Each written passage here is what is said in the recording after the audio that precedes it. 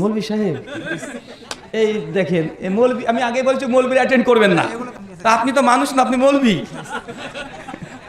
মৌলভী কি মানুষ না বললেই হয়। দেশ রিজার্ভ ব্যাংকে যত বেশি গোল্ড সোনা জমা দেবে, কি জমা দেবে? সোনা, গোল্ড, সোনা। যে দেশ যত বেশি স্বর্ণ জমা দেবে সে দেশকে রিজার্ভ ব্যাংক তত বেশি টাকা ছাপিয়ে দিয়ে দিবে। মোদিজি যদি চায় আজকেই সে প্রেস থেকে বা প্রিন্ট করে কোটি কোটি টাকা সে ছাপতে পারবে না, মোদির বাপেরও ক্ষমতা নাই। আমরা গোটা বিশ্বের সোনা কাকে দিচ্ছি? কাদেরকে দিচ্ছি? আমাদেরকে কি দিচ্ছে? কি দিচ্ছে? টাকা নয়, কাগজ। মানে আমার পকেটে যে টাকা, এখানে টেবিলে অনেকগুলো টাকা আছে, আছে না ভাইজান? অনেকগুলো টাকা আছে না? এই টাকার মালিক কে? যার পকেটে আছে তার? জি না, এটাই ধোঁকা। এই টাকাগুলোকে রাতারাতি 1 সেকেন্ডে সাদা কাগজ করে দেওয়া যায়, যায় কি যায় না? মোদিজি যখন প্রথম ভারতবর্ষের প্রধানমন্ত্রী প্রাইম মিনিস্টার হয়েছেন, প্রথম কাজ কি করেছিল? মানুষকে 20 লক্ষ টাকা করে প্রত্যেকের অ্যাকাউন্টে দেবে, এই জন্য ব্ল্যাক মানি নিয়ে আসতে হবে। প্রথম কাজ কি? গোটা ইন্ডিয়ার যত নোট আছে সবগুলোকে ব্যান করে দাও। ব্যান করেছিল না? তো যখন টাকা বাতিল করে দিল একটা মুখের কথাতে, ওরা বিশ্বের ভারতের যা টাকা আছে সবগুলো বাতিল। তো তখন ওটা টাকা ছিল না, কাগজ হয়েছিল? ওটা কাগজ। এই যে ক্যামেরাগুলো দেখছে না, মোবাইল, মাইক্রোসফট কোম্পানির মালিককে ক্যামেরার লেন্স আবিষ্কার কি করেছে? আমরা দেখবেন মাঝে মাঝে প্রোডাক্ট আমরা ব্যান করব, আমরা আন্দোলন করছি যে প্রোডাক্ট ব্যান করতে হবে, বাতিল করে দিতে হবে, কালো হাত ভেঙে দাও। কিসে প্রচার করছি? ফেসবুকে। ফেসবুকের মালিককে। সম্মানিত সুধী, বাদ মাগরিব থেকেই বিভিন্ন আলোচক তারা পবিত্র কোরআনুল কারীম এবং হাদিসে মুবারাকা থেকে অনেক গুরুত্বপূর্ণ আলোচনা আপনাদের সামনে পেশ করেছেন। আজকের এই আলোচনা সভার অন্তিম লগ্নে আপনাদের সামনে উপস্থিত হয়েছি একটি নির্দিষ্ট বিষয়ের উপরে কথা বলার উদ্দেশ্যে। আজকে যে বিষয়ে গুরুত্বপূর্ণ আলোচনা হবে, আলোচ্য বিষয় যে আমলে জান্নাতে ঘর পাওয়া যায়। কি বললাম বলেন তো? সবাই বলেন, কি বললাম? যে আমলে জান্নাতে ঘর পাওয়া যায়। তার মানে আলোচ্য বিষয় থেকে বুঝতে পারছেন যে এমন কিছু ইবাদত তথা আমলের কথা আমরা আজকে আলোচনা করব, যে আমলগুলো করলে আপনি জান্নাতে ঘর পাবেন। এমনকি দুনিয়াতে অনেক মানুষ তারা এসেছিলেন, বিগত দিনে আবার চলে গেছে। কোরআন এবং সুন্নাতে তাদের নাম মেনশন করা আছে যে তারা আগে থেকেই ঘোষণা প্রাপ্ত হয়ে গেছে যে কে কে জান্নাতে ঘর পাবে। আজকের আলোচ্য বিষয় যে আমলে জান্নাতে ঘর পাওয়া যায়। জামে তিরমিজি হাদিস নাম্বার 3540। আল্লাহ নবী বলছেন যে আমার উম্মতের গড় বয়স 60 থেকে 70। কত বলেন তো? আরো জোরে।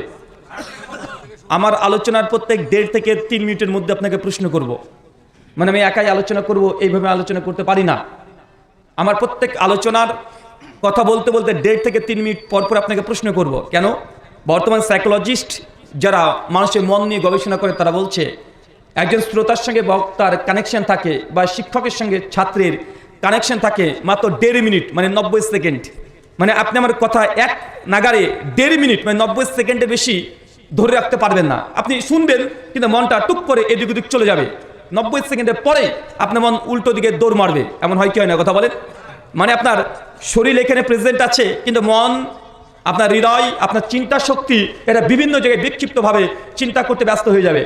আর এটা লংজিভিটি মাত্র 90 সেকেন্ড। এর মধ্যেই তার জন্য আমি আলোচনা প্রত্যেক 1.5 থেকে 3 মিনিটের মধ্যে আমি একটা প্রশ্ন করব আপনাদের অ্যাটেনশন নেওয়ার জন্য, যেন আপনার শুধু শরীর নয় আপনার মন যেন এখানে প্রেজেন্ট থাকে, এটা জানার জন্যই আপনাকে সবসময় বিজি রাখবো। কথা বুঝতে পারছেন? তাই আমি যখন প্রশ্ন করব সকলে একসঙ্গে অ্যান্সার করবেন। আর প্রত্যেক 3-4 মিনিট বলেছি, 1.5 থেকে 3-4 মিনিটের মধ্যেই একটা করে প্রশ্ন আসবে। বলেন তো আল্লাহ সুবহানাহু ওয়া তাআলা আমাদের উম্মতের গড় বয়স কত দিয়েছে? 60 থেকে 70 বছর। আর এই 60 থেকে 70 বছরের মধ্যেই মানুষ মৃত্যুবরণ করবে। এটা অ্যাভারেজ, এটা তুলনামূলক। কেউ একটু বেশি বাঁচতে পারে, কেউ একটু কমও বাঁচতে পারে। জামে তিরমিজি হাদিস নাম্বার 2417 আল্লাহ নবী বলছেন কিয়ামতের মাঠে প্রত্যেক মানুষকে 5খানা প্রশ্ন করা হবে। কয়টা প্রশ্ন?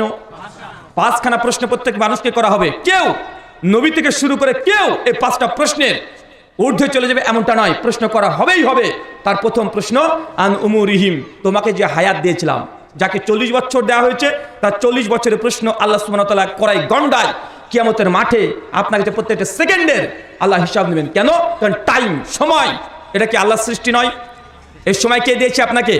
এই যে আপনি 50, 60, 70, 80 বছর বেঁচেছেন, বা বেঁচে আছেন, এই যে আপনি সুস্থ আছেন, আপনি এখনো অসুস্থ না, এই যে নিয়ামত, এটা কার পক্ষ থেকে? এটা আল্লাহ সুবহানাহু ওয়া তাআলার পক্ষ থেকে। আল্লাহ যে আপনাকে সুস্থ রেখেছে, আপনাকে বয়স 50-60 বছর দিয়েছে, কিয়ামতের মাঠে করে গন্ডায় আল্লাহ সুবহানাহু ওয়া তাআলার কাছে হিসাব দেওয়াই লাগবে। আজকে আপনারা যারা আলোচনা শ্রবণ করতে এসেছেন, ভালো কাজ করছেন, অবশ্যই এটার জন্য প্রতিদান পাবেন। আর যে আজকে আলোচনাতে উপস্থিত হয় নাই, এদিক ওদিক ঘোরাঘুরি করছে, এই দিনের কথা, এই সেকেন্ডের কথা আল্লাহর কাছে করায় গন্ডায় হিসাব দেওয়া লাগবে। আল্লাহ নবী বলছেন প্রত্যেকটি মানুষকে 5টা প্রশ্ন করা হবে। প্রথম প্রশ্ন আন উমুরিহিম, তোমাকে যে লাইফ জীবন দিয়েছিলাম, সময় টাইম দিয়েছিলাম, এই টাইমের হিসাব আজকে আমাকে পুজিয়ে দাও। আলোচ্য বিষয় যে আমলে জান্নাতে ঘর পাওয়া যায়।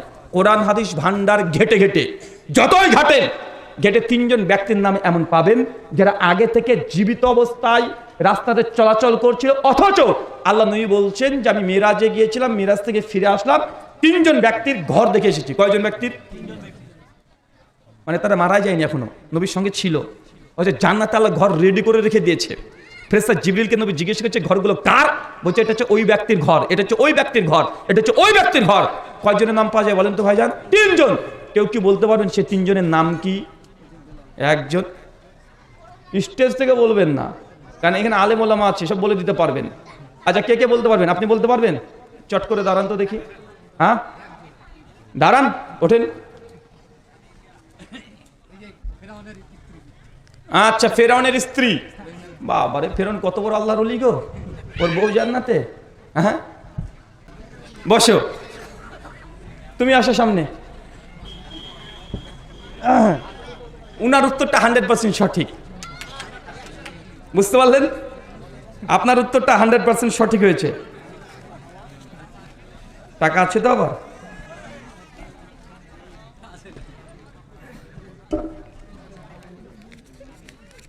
ধরেন, আপনার কিন্তু হয়নি, একজনই বলেছি। আচ্ছা ঠিক আছে, মানে উনি ভাবলেন যে আমি তো ঠিকই বললাম, আমাকে দিল না কেন? মানে প্রাইজ একজনেরই, তাই না? আচ্ছা, আর একটা পরে প্রশ্ন করবো ইনশাল্লাহ, রেডি থাকেন।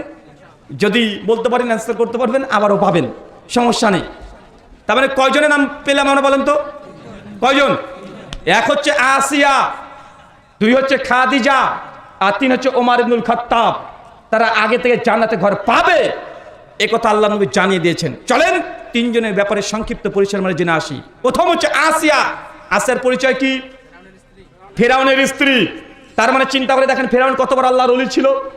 এখন ফেরাউন যদি আল্লাহর ওলি না হয়, তার স্ত্রী কিভাবে জান্নাতে ঘর পাচ্ছে? মুসনাদে আবি আলা হাদিস না 6481, আল্লাহ নবী হাদিস রিওয়ায়াত করে তিনি বলছেন, বিবি আসিয়া যখন নবী মুসা দিন ইসলাম গ্রহণ করেছিল, সেই সময় ফেরাউন নিজের স্ত্রীকে জেলখানায় বন্দি রেখে প্রতিদিন সকালবেলায় সন্ধ্যাবেলায় 100-200 করে বেত্রাঘাত প্রতিদিন তাকে পেটাতো। আর আসিয়া বারবার আল্লাহর কাছে দোয়া করতো, আল্লাহ দুনিয়াতে ফেরাউনের অট্টালিকা রাজপ্রাসাদের দরকার নেই, আমার প্রতিপালক তুমি জান্নাতে আমার জন্য একটা ঘর নির্মাণ করো। আল্লাহ নবী সূরা তাহরিম 66 আয়াত নম্বর 11-তে জানিয়ে দিলেন সেই দিন বিবি আসিয়ার দোয়াটা কবুল হয়েছিল। আসিয়া যখন মৃত্যুবরণ করে, সেই সময় তার চোখের সামনে জান্নাতে কোন ঘরটা পাবে নবী এটাও দেখিয়ে দিয়েছে, মানে আল্লাহ সুবহানাহু ওয়া তাআলা এটাও দেখিয়ে দিয়েছে। তার মানে কি পেলাম? ফেরাউনের স্ত্রী আসিয়া জান্নাতে ঘর পাবে, আগে থেকে দেখে নিয়েছে, আগে থেকে বুঝে নিয়েছে, তাকে দেখানো হয়েছে। এখন আমার প্রশ্ন যে আসিয়া কি এমন আমল করেছে যে জান্নাতে ঘর পেয়ে গেল আগে থেকে? অথচ মৃত্যুবরণই করেনি, তখন জীবিত ছিল, কিন্তু ঘরের অফার পেয়ে গেছে। কি এমন কাজ করেছে? কি জানেন? সবর, ধৈর্য। কি বলেন তো ভাইজান? সবর, ধৈর্য, এত উঁচু মানের ধৈর্য। ফেরাউনের স্ত্রী ফেরাউনের ঘরে সংসার করেছে, চিন্তা করতে পারছেন? মানে দুনিয়ার সব চাইতে খারাপ মানুষ যদি পরীক্ষা সে কে লিখবেন? মোদি, সরি ফেরাউন, একই ব্যাপার, চাচাতো ভাই, চাচাতো ভাই, ওটা নিয়ে টেনশন করিয়েন না। মানে যদি আসলে পৃথিবীর সবচেয়ে খারাপ পাপিষ্ট বদ মানুষের নাম কি? কি লিখবেন? কি লিখবেন? ফেরাউন। 100তে 100 নম্বর পেয়ে যাবেন। অথচ আসিয়া ওই ফেরাউনের সঙ্গে সংসার জীবনে সংসার করেছে, কখনো কোনো প্রতিবাদ অভিযোগ করেনি। যা অভিযোগ করার দরকার আল্লাহকে করেছে। আল্লাহ আমি বিপদে, আমাকে এটা দাও ওটা দাও, তার কাছে চেয়েছে, ফেরাউনের কাছে নয়।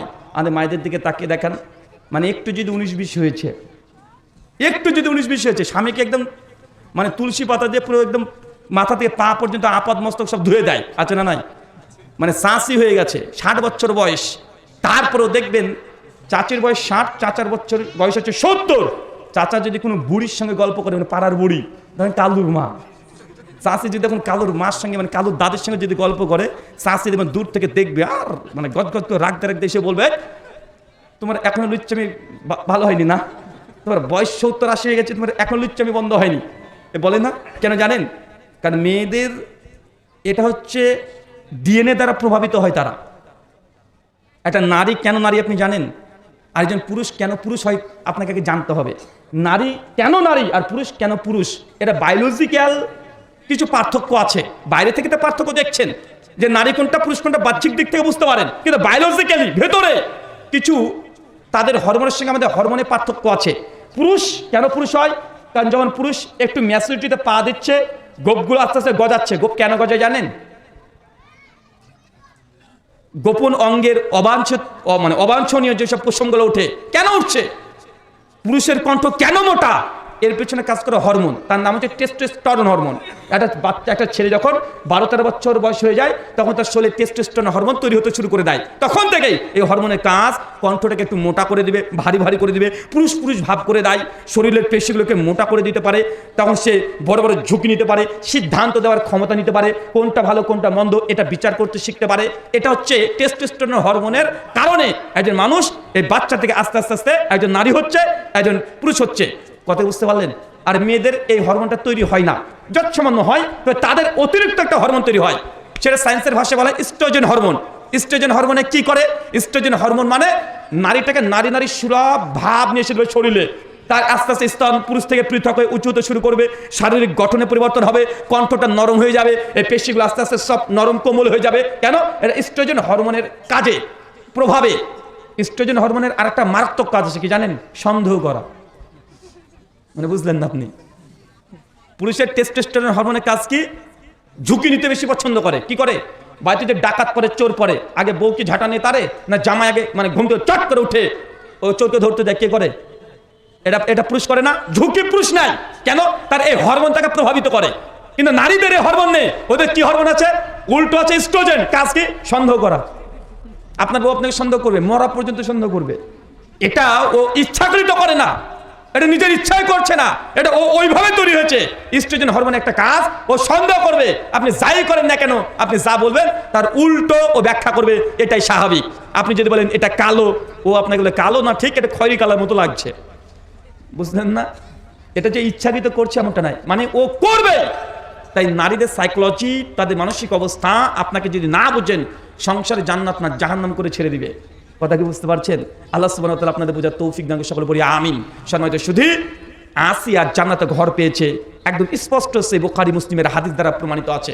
দ্বিতীয় আরেকজন ব্যক্তির কথা হাদিসে আসছে, সেই মুসলিমের হাদিস না 3212-তে আল্লাহ নবী বলছেন, নবী যখন জান্নাতকে পরিদর্শন করছেন, হঠাৎ করে দেখছেন জান্নাতের সামনে একটা মেয়ে হাঁটাহাঁটি করছে।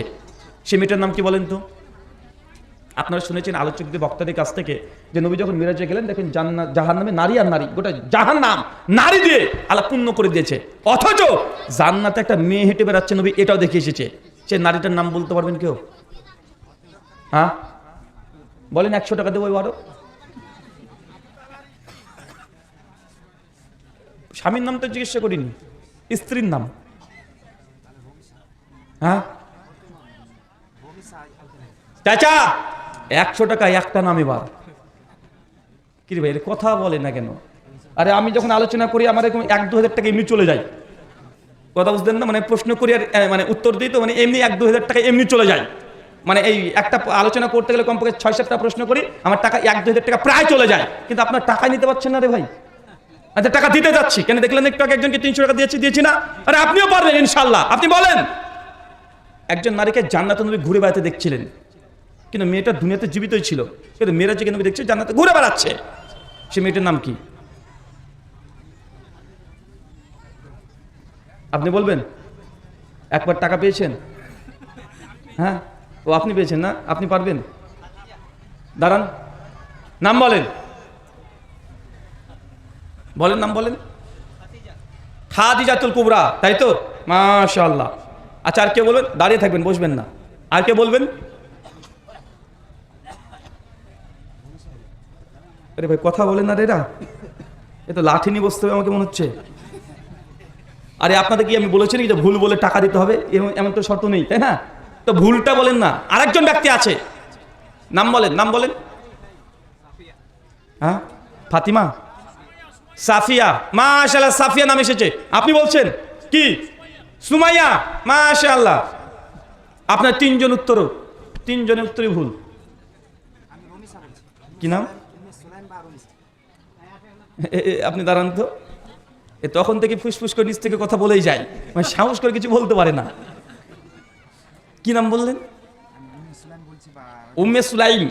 আচ্ছা, রুমাইসা। উনি বলছেন উম্মে সুলাইম রুমাইসা। আচ্ছা, উনি কি ঠিক বলছে? উম্মে সুলাইম। আচ্ছা চাচা, ঠিক বলছে উনি? কি রে ভাই, এরা তো মানে ঠিক ভুল আমরা কোন দিকে না, মানে নির্দল পার্টি আমরা, বিজেপিও না আরএসএসও না, আমরা নির্দল। মানে বিপদে যখন পড়বো তখন আমরা পালিয়ে আসবো। আচ্ছা, ইনার উত্তর আলহামদুলিল্লাহ ঠিক।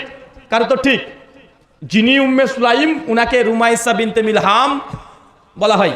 উনি হচ্ছেন আবু তালহার স্ত্রী। তুমি 100 টাকা পাবে, আসো।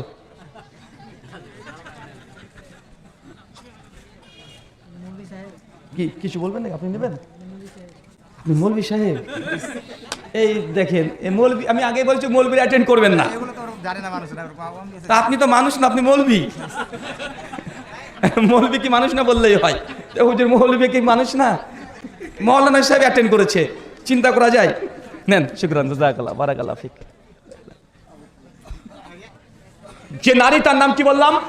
রুমাইসা। চাচা মনে রাখেন, রুমাইসা নাম হচ্ছে স্ত্রীর, স্বামীর নাম হচ্ছে আবু তালহা, তার সন্তান নাম হচ্ছে আনাস বিন মালিক। হাদিসের পৃষ্ঠায় পৃষ্ঠায় তার নাম পেয়ে যাবেন। নবী আলাইহিস সালামের সঙ্গে 10 বছর খিদমত করেছিল। সেই মুসলিমের বর্ণনা ইমাম হাজার আসকালানি তামিজুস সাহাবার মধ্যে ডিটেইল তার ঘটনা নকল করেছে। ইমাম আয-যাহাবী রাহিমাহুল্লাহ শিয়ারু আনামিন নুবালার মধ্যে 2য় খণ্ডে প্রায় 4 পৃষ্ঠাতে তার জীবনী এই ঘটনাকে উল্লেখ করেছে, বিভিন্ন হাদিসের তুরুকগুলোকে জমা করে। আবু তালহা কে আল্লাহ নবী একদিন বলছে, আবু তালহা জিহাদে যেতে হবে, প্রস্তুতি নাও। আবু তালহা তখন রেডি হচ্ছে জিহাদের জন্য। রুমাইসা এসে বলছে যে, আবু তালহা আমাদের সন্তান, সে অসুস্থ, প্রচন্ড অসুস্থ, আপনি জিহাদে চলে যাবেন? তো জি হ্যাঁ, নবী আমাকে আহ্বান করেছে, যেতেই হবে। আবু তালহার সঙ্গে সঙ্গে নিজের অসুস্থ সন্তানকে থুয়ে, নিজের স্ত্রীকে থুয়ে সঙ্গে সঙ্গে চলে যাচ্ছেন জিহাদে। দীর্ঘ 1 থেকে 1.5 মাস জিহাদ আল্লাহ নবীর সঙ্গে সফরের সময় কাটিয়েছেন। যেদিন জিহাদ থেকে ফিরে আসছেন, আগে থেকে খবর পৌঁছে গেছে যে জিহাদের যে কাফেলা গিয়েছে তারা ফিরে আসছে। রুমাইসা সেই দিন এত আনন্দিত, তার স্বামী 1.5 মাস পর বাড়িতে ফিরছে। আর যখনই তার স্বামী ফিরে আসার খবর পেয়েছে, কিছুক্ষণ পরে তার ওই সন্তান, কলিজার টুকরা সন্তান, ওই দিনে মৃত্যুবরণ করেছে। কত কি বুঝতে পারলেন? যে সন্তানকে আবু তালহা থুয়ে গেছিল, নিজের কলিজার টুকরা সন্তান, আবু তালহা যেই দিন ফিরে আসছে ওই দিনে মৃত্যুবরণ করেছে।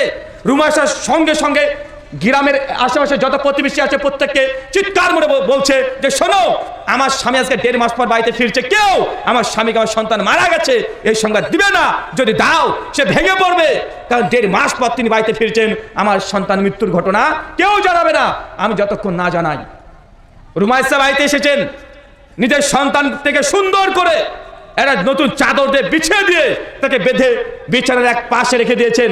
গভীর রাত্রিতে আবু তালহা আসছেন। বাড়িতে আসার পরে রুমাইসার সঙ্গে সঙ্গে অজুর পানি দিয়েছেন, অজু করেছেন। জিজ্ঞাসা করছে, আমার ছেলেটা কেমন আছে, আমার সন্তান কেমন আছে? রুমাইসা চালাকি করে উত্তর দিয়ে বলছেন যে, আবু তালহা আপনি আপনার সন্তানকে যেমন রেখে গিয়েছিলেন তার চাইতে আলহামদুলিল্লাহ আল্লাহ এখন অনেক ভালো রেখেছেন। আবু তালহা বুঝে নিলেন, মনে হয় আমার ছেলে অসুস্থ ছিল এবং সুস্থ হয়ে গেছে। সন্তান কি হয়েছে? মারা গেছে। রুমাইসা হচ্ছে, ওই যে আপনার সন্তান বিছানাতে ঘুমাচ্ছে, শুয়ে আছে বিছানায়, ওই দেখেন। আবু তালহা শুনেছে সন্তান সুস্থ হয়ে গেছে, ভালো আছে, আলহামদুলিল্লাহ। ও ধরতে পারেনি বিষয়টিকে। উনি সঙ্গে সঙ্গে খাওয়া দাওয়া সেরে বিছানায় শায়িত হয়ে শুয়ে পড়েছে। রুমাইসা অনেকদিন পর স্বামী তার ঘরে ফিরছে, এই যে সুন্দর করে নিজেকে পরিপাটি করে সাজগুজ করেছে, তারপরে বিছানায় গিয়েছে। রাত ভোর, দীর্ঘ 1.5 মাসের গল্প গুজব যা আছে, রাত 1.5 মাস পর বাড়িতে স্বামী ফিরছে। অনেক গল্প জমা ছিল, দুজন একে অপরের সঙ্গে গল্প করেছে। ফজরের কিছুক্ষণ আগেই স্বামী স্ত্রীর মধ্যে যে ফিজিক্যাল অ্যাটাচমেন্ট যেটা হয়, শারীরিক সম্পর্ক, সেটাই তারা লিপ্ত হয়েছে। রুমাইসা যখন দেখছে যে না, আমার স্বামী এখন 1.5 মাসের ক্লান্তি দূর হয়ে গেছে, তার মধ্যে আর কোনো ক্লান্তির ছায়া দেখা যাচ্ছে না, দেখছে যে আবু তালহা ফুরফুরে মেজাজ, মনটা ঠান্ডা হয়ে গেছে। আবু তালহাকে রুমাইসা বলছে, আবু তালহা তোমাকে একটা প্রশ্ন করতে চাই। আবু তালহা তার স্ত্রী বলছে, জি বলো, কি বলতে চাচ্ছ? রুমাইসা তখন বলছেন যে, কোনো ব্যক্তির কাছে যদি কেউ যদি কোনো আমানত রাখে, আর কিছুদিন পর সেই আমানত যদি ফেরত পেতে চায় তাহলে কি তাকে দেওয়া উচিত? আবু তালহার সঙ্গে সে জবাব দিয়ে বলছে, আরে আমরা মুসলমান হয়েছি, আমরা যখন মুশরিক ছিলাম তখন অনেক আমানতের খেয়ানত করেছি, কিন্তু এখন মুসলমান, আমানতের খেয়ানত করা চলবে না। তোমার কাছে কেউ যদি আমানত রেখে যায়, যখনই সে চাইবে দ্রুত তাকে ফেরত দিয়ে দিতে হবে। এই সুযোগে রুমাইসা বলছে, আবু তালহা আপনি ধৈর্য ধারণ করেন। আল্লাহ সুবহানাহু ওয়া তাআলা আমাদেরকে যে আমানত আমাদের সন্তান দিয়েছিলেন, এই সন্তান আজকে সকালে মৃত্যুবরণ করেছে। আর যখন এই কথা রুমাইসা বলে দিয়েছে আবু তালহাকে, আবু তালহা চট করে বিছানা থেকে লাফিয়ে দিবে, কি বলছো তুমি? আমার সন্তান মারা গেছে, তুমি এতক্ষণ বললে না? কত কিছু ঘটে গেলে এখনো জানাওনি কেন? অনেক রাগ মেজাজ করে আবু তালহা ছুটে চলে গেছে মসজিদে আল্লাহ নবীর কাছে অভিযোগ করতে। আল্লাহ নবী মসজিদে ঢুকছেন, ফজরের সালাত আদায় করছেন। সালাতের শেষে আবু তালহা বলছে, ইয়া রাসূলুল্লাহ আমার স্ত্রী আজকে আমার সঙ্গে এই ঘটনা ঘটেছে, 1.5 মাস পরে আমি বাড়িতে ফিরছি, কিন্তু আমার স্ত্রী আমার সঙ্গে এই আচরণ করেছে, আমার সঙ্গে এই ঘটনা ঘটে গেছে। আল্লাহ নবী তখন বলছেন যে আবু তালহা তোমাদের রাতকে আল্লাহ এমন ভাবে বরকত দিয়ে পূর্ণ করে দিয়েছে, আল্লাহ বরকত দিয়ে তাদের পরিবারকে আল্লাহ বরকতে পূর্ণ করে দিয়েছে। ইমাম হাজার আসকালী ফাতুল বাড়ির মধ্যে এই হাদিসকে নিয়ে এসে বলছেন, এরপর রুমাইসার গর্ভে যতগুলো সন্তান হয়েছে প্রত্যেক সন্তানকে আল্লাহ সুবহানাহু ওয়া তাআলা অনেক বড় মাপের আল্লাহ সুবহানাহু ওয়া তাআলা হাফেজে কোরআনের হাফেজ আল্লাহ সুবহানাহু ওয়া তাআলা বানিয়ে দিয়েছেন। কোনো কেচ্চা কাহিনী, বুখারী মুসলিমের ঘটনা। কথা বুঝতে পারলেন না ভাইজান? সেই বুখারীর মতো বর্ণনা, সেই মুসলিমের ঘটনা, সহিহ সনদে বর্ণনা আসছে। তার মানে আপনাকে বুঝতে হবে যে রুমাইসার যে স্বামীর প্রতি ভক্তি, ভালোবাসা, তার দূরদর্শিতা, তার চিন্তা শক্তি এত তীক্ষ্ণ ছিল যে স্বামী দীর্ঘদিন পর আসছে, হঠাৎ করে খারাপ কথা বলা যাবে না। এখন আমাদের মায়েদের কথা চিন্তা করে দেখেন, মানে আপনি সারাদিন পর বাড়িতে আসছেন, একদম লিস্ট তৈরি করে রেখে দিয়েছে, লম্বা 20খানা অভিযোগ এসে শুরু হয়ে যাবে। তোমার বোন কেন আজকে এই কথা আমাকে বললো, তোমার মা এই কথা বলেছে, পাড়ার মেয়েটা কেন এই কথা বলবে, আরে আমি তো রান্না করতে পেরেছি, রান্না তো জানি না, করেছি, লবণ কম হয়েছে তোমাকে বলতে হবে কেন? হাজার রকমের অভিযোগ লিস্ট আপনাকে তুলে দেয় কি দেয় না? দেয় না ভাইজান? এটা হচ্ছে আমাদের মায়েরা। মায়েদেরকে আমি এই জন্য বলি, সবর, ধৈর্য ধারণ করেন, একটু অপেক্ষা করেন, ইনশাআল্লাহ অচিরেই যেমন আসিয়া, যেমন রুমাইসা, এদের মতো নারীদের মতো আপনিও হতে পারবেন। এমন কিছু কঠিন কাজ না। তারাও তো নারী ছিল, তারা মানুষ ছিল, তারা ফেরেশতা ছিল না। তাদেরকে অনুসরণ করলে ইনশাআল্লাহ এই সংসার জীবন, দুনিয়ার সংসার, যে স্বামী কিনে সংসার করছেন 10 বছর, 15 বছর, 20 বছর করবেন, কিন্তু মৃত্যুর পর অনন্তকাল জীবন, মৃত্যুর পর যে জীবন, এত লম্বা জীবন শেষ হবে না। এই 20 বছরকে অপেক্ষা করা যায় না? 20 বছর অপেক্ষা করতে পারবেন না? মায়েদেরকে বলেছি, মা তোমার স্বামী কি ফিরনের চাইতেও খারাপ? প্রতিদিন 100 করে বেত্রাঘাত মারে না তো? প্রতিদিন গালিগালাজ করে না তো? আমি জানি তোমার স্বামীটা একটু খারাপ, তারপরেও একটু সবর, একটু ধৈর্য, এই ধৈর্যের বিনিময়ে ইনশাআল্লাহ জান্নাতে ঘর পাওয়া যাবে। 2 নম্বর ব্যক্তির নাম হচ্ছে খাদিজাতুল কুবরা, জান্নাতে ঘর পেয়েছে। সহিহ বুখারী 3242 নম্বর হাদিস। আল্লাহ নবী ঘরে বসে আছেন, হঠাৎ করে ফেরেশতা জিবরিল বাড়ির মধ্যে প্রবেশ করেছে। কোন ফেরেশতা বলেন তো? কোন ফেরেশতা? জিবরিল প্রবেশ করে নবীকে বলছে, ইয়া রাসূলুল্লাহ ওই দেখেন আপনার স্ত্রী আসছে, দেখেন তার হাতে একটা খাবারের পাত্র আছে, আপনি বলেন আল্লাহ সুবহানাহু ওয়া তাআলা খাদিজা তোমার জন্য জান্নাতে এত চকচকে ঘর তৈরি করেছে, যার ভেতর থেকে বাইরে দেখা যায় আর বাইরে থেকে ভেতর দেখা যায়, আর চকচকে ঘর তৈরি করেছে, আপনি আপনার স্ত্রীকে জানিয়ে দেন। আল্লাহ নবী গিয়ে খাদিজাকে বলছে, খাদিজা জিবরিল এখনই বলে গেল তোমার জন্য জান্নাতে ঘর আছে। তাহলে কয়জন পেলাম? কয়জন পেলাম? 3 জন না তো? রুমাইসা জান্নাতে ঘর পায়নি, জান্নাতে ঘুরে বেড়াচ্ছিল, ওটা তো আলাদা কন্টেস্টের ঘটনা বলেছি। প্রথম হচ্ছে কি বলেছি? আসিয়া, দ্বিতীয় কি? খাদিজা, 3 ওমর ইবনুল খাত্তাব। সহিহ বুখারী হাদিস না 3820। ওমর বিন খাত্তাবের জান্নাতে নবী ঘর মিরাজে গিয়ে দেখে এসেছে। নবীর সামনে দিয়ে যাচ্ছেন, দেখতে একটা ঘর, খুব দৃষ্টিনন্দন ঘর, নবীর চোখ বারবার ওই ঘরে আটকে যায়। জিবরিল এত চমৎকার ঘর কার? কে ঘর পাবে? জিবরিল বলছে, ইয়া রাসূলুল্লাহ এটা আপনার উম্মতের উমর জন্য আল্লাহ ঘর তৈরি করে রেখেছেন। সঙ্গে উমারকে ইনশাআল্লাহ নবী বলছে, উমার জান্নাতে তোমার ঘর দেখে আসলাম। উমার জান্নাতের কাহিনী শুনে, ঘরের কথা শুনে হাও মাও করে বাচ্চা শিশুর মতো কাঁদতে শুরু করেছে। চিন্তা করছেন সাহাবীরা জান্নাতে ঘর পাবে এটা শুনে কাঁদাকাটি করেছে। আর আমরা যদি জাহান্নামের আযাবের কথা বলি, মানুষ হাসে না। দেখেন তার মানে তাদের ঈমান যে কত নিখুঁত ছিল এটা তার প্রমাণ পাওয়া যায়। কয়জনের কথা বললাম চাচা? 3 জন। আচ্ছা, এমন কিছু আমল আছে এবার যে আমলগুলো আপনি করলে আপনার জন্যই আগে থেকে দুনিয়াতে যদি করতে থাকেন জান্নাতে ঘর তৈরি হতে থাকবে। আপনি জীবিত থাকবেন, অবশ্যই জান্নাতে আপনার নামে ঘর একটা কনফার্ম হয়ে যাবে, একটা তৈরি হয়ে যাবে। মৃত্যুবরণ করলে আপনি জান্নাতে ঘরে ডিরেক্ট আপনি প্রবেশ করতে পারবেন। কমপক্ষে কোরআন হাদিসে 1 ডজন এমন আমলের কথা আছে। আপনাকে 5খানা আমলের কথা বলবো, আমল করতে পারবেন? জি তা কে কে জান্নাতে ঘর চাই একটু হাত তুলি তো দেখি। মাশাআল্লাহ, অনেকেই আছেন, হাত নামান। আর বাকিগুলো চায় না। ওকে বলেন, এখনই বলেন যে আগামী শুক্রবার মুরগির ডিম দেওয়া হবে। ওই পঞ্চায়েতে দেখেন সব লাইন দিয়ে দাঁড়িয়ে থাকবে। কেন বলেন তো, দুনিয়া তো মানে দেখতে পাবে। ওকে বলেন যে গাছের চারা দেওয়া হবে আগামী দিন, দুদিন পর পঞ্চায়েতে ভোরবেলা থেকে, মানে ভোর 5টা থেকে 8টার মধ্যে দেখেন সব ভোরবেলা থেকে গাছের চারা নেওয়ার জন্য বসে থাকবে গোটা গ্রামের মানুষ। থাকে কি থাকে না? কেন? ডাইরেক্ট পেয়ে যায় এই জন্য যে জান্নাত জাহান্নাম এটা পরকাল। অনেকে বলবে যে হুজুর আপনি বড় বড় কথা বললেন, জান্নাত আছে জাহান্নাম আছে, প্রমাণ কি? আমি একদিন এমনই আলোচনা করছি প্রশ্নোত্তর পর্বে, আজকেও প্রশ্নোত্তর পর্ব হবে, আমার আলোচনা শেষে প্রশ্নোত্তর থাকে, আজকেও হবে। তো একজন প্রশ্ন করে বলছে যে হুজুর আমার একটা প্রশ্ন আছে। আমি বলছি জি বলেন, কি প্রশ্ন? উনি বলছেন যে আপনার আলোচনা শুনি বেশ ভালোই লাগে, কিন্তু আপনি যে কবরে আযাবের কথা বলেন না, আমি এটাকে বিশ্বাস করি না। আমি বলছি কেন বিশ্বাস করেন না? উনি তখন জবাব দিয়ে বলছেন, আরে কবরের আযাব যে হয়, হুজুররা ওয়াজ করে আলোচনা করে যে কবরে চাপ দেওয়া হবে, তো ডান দিক থেকে পাঁচজন, বাম দিক দিকে ঢুকে যায়। একটা সাপ থাকে, তার 70খানা মাথা, একবার ছোল মারলে 70 বছর ব্যথা পায়। তো কবরের আযাবের অনেক ঘটনা শুনেছি। তো আমার ছোট থেকেই শখ ছিল যে কবরের আযাব দেখবো। জান্নাত তো মরার পরে পাবো আমি, জাহান্নাম মরার পরে, কিয়ামত হবে আমার মৃত্যুর পরে কবে হবে এগুলো তোমার হাতে নেই, কিন্তু কবর তো দুনিয়াতে আছে। কথা বুঝতে পারেননি মনে হয় তার যুক্তি। বলছে জান্নাত জাহান্নাম তো সব পরকালের ব্যাপার, কিন্তু কবর তো দুনিয়াতেই দিই আমরা। আর কবরে আযাব বলছে আমি দেখার খুব ইচ্ছে। তো আমি যে গ্রামে থাকি, আমাদের গ্রামে আমার বাড়ির পাশে একটা ফুটবলের ময়দান আছে, আর তার পাশে একটা কবরস্থান। মাঝে মধ্যে জোরসে যদি কেউ ফুটবল মেরে দেয় তো কবরের মধ্যে গিয়ে পড়ে যায় বলটা। আর আমাদের যে বন্ধুগুলো আছে এত ভীতু, কেউ ওই কবরে নেমে আর ফুটবলটাকে তুলতে যায় না। আর আমার তো ভয় নাই, আমি বারবার ওই কবরে নামি, নেমে ফুটবলটাকে তুলি, আর তোলার সময় তাকে তাকে দেখি কই কবরে আযাব তো হয় না, কই সাপ, কই কিছুই তো দেখা যায় না, হাড় হুড্ডি পড়ে আছে, ওই আযাব তো দেখতে পাই না। বিধায় আমি এই কবর আযাবকে বিশ্বাস করতে পারি না। আমি তাকে বললাম যে ভাই স্বপ্ন দেখেন, স্বপ্ন ভাই স্বপ্ন দেখেন না আপনারা?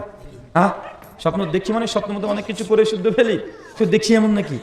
আচ্ছা সায়েন্স বা বিজ্ঞান আমাদেরকে বলছে জ্ঞান অর্জনের 5খানা মাধ্যম। কয়খানা মাধ্যম? ছোট তো আপনারা সকলে শিখেছেন, কয়টা মাধ্যম? 5টা। চক্ষু, কর্ণ, নাসিকা, জিহ্বা আর ত্বক। সমস্ত জ্ঞান এই 5টা দিক থেকেই মানুষের ব্রেনে, মস্তিষ্কে গিয়ে মানে যুক্ত হয়ে যায়, মানুষের নিউরনের মধ্যে ঢুকে যায়। 5টা মাধ্যম। কয়টা মাধ্যম? মাত্র 5টা। মানে আপনি আজকের ঘটনা ঘটছে, এই যে জ্ঞান অর্জন করছেন কিসের মাধ্যমে? চোখ দিয়ে দেখলেন একটা ঘটনাকে, আপনি বুঝে নিলেন যে জিনিসটা কতটা সুন্দর, এটা কাজ কি, এই জ্ঞান অর্জন কি দিয়ে হয়? চোখ দিয়ে। আপনি কান দিয়ে কি জ্ঞান অর্জন করতে পারবেন? পারবেন না। যার চোখ নেই কানা, সে কি করবে? ও কান দিয়ে শুনে শুনে জ্ঞান অর্জন করবে। আবার একটা ধরেন কাঁচা লঙ্কা, এটা টেস্ট কি, এটাকে আপনি কানে মেরে ঢোকালে বুঝতে পারবেন? কি করতে হবে? জিহ্বা লাগবে। কি লাগবে? টেস্ট বোঝার জন্য কি লাগে? জিহ্বা লাগবে। ত্বকের কাজ কি? ব্যথা অনুভব করবে। বরফ দেন, আগুন দেন, এ বুঝতে পারবে। আপনি চোখ দিয়ে দেখে আপনি বুঝতে পারবেন না। তো চক্ষু, কর্ণ, নাসিকা, জিহ্বা, এই 5টা হচ্ছে জ্ঞান অর্জনের মাধ্যম। চোখ ছাড়া কেউ দেখতে পাই? এখন চোখ বন্ধ করলাম, কিছু দেখা যায়? দেখা যায় না। চাচা স্বপ্ন যখন দেখেন চোখ খুলে না চোখ বন্ধ করে, এ দেখেন দেখতে পাচ্ছেন যে এবার বিজ্ঞান জমকে বললো যে মানুষের 5টা ইন্দ্র দিয়ে মানুষ জ্ঞান অর্জন করে। তোমার যখন চোখ বন্ধ করছে তখন তো দেখতে পাচ্ছে। চাচা স্বপ্নের মধ্যে যখন আপনি ধরেন মিষ্টি খেয়েছিলেন, কোনোদিন খেয়েছেন? মানে স্বপ্নের মধ্যে বাড়িতে গিয়ে, মানে বিয়ের বাড়িতে গিয়ে স্বপ্নে একদম প্রচুর মিষ্টি খাচ্ছেন। আচ্ছা স্বপ্নের মিষ্টিটার টেস্ট কি?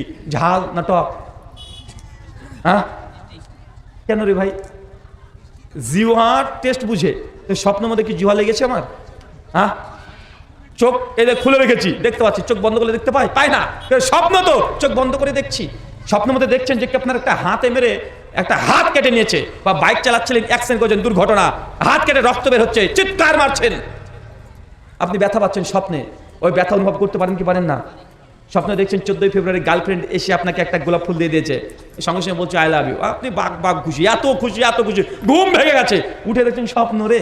কিন্তু সেই অনুভূতি, ফিলিংস স্বপ্নের পরে আসে না? নাই ইফেক্ট পাওয়া যায় কি যায় না? তার মানে স্বপ্নের মধ্যে যা দেখছেন ওটা রিয়েল লাইফের মতো, আপনি তার ভালো মন্দ দুটো ফিল নিতে পারেন। কবরের আযাব সেম ওই কোয়ালিটির। কি বললাম? কথা বলেন। কবরের আযাব কি? সেম ওই কোয়ালিটির।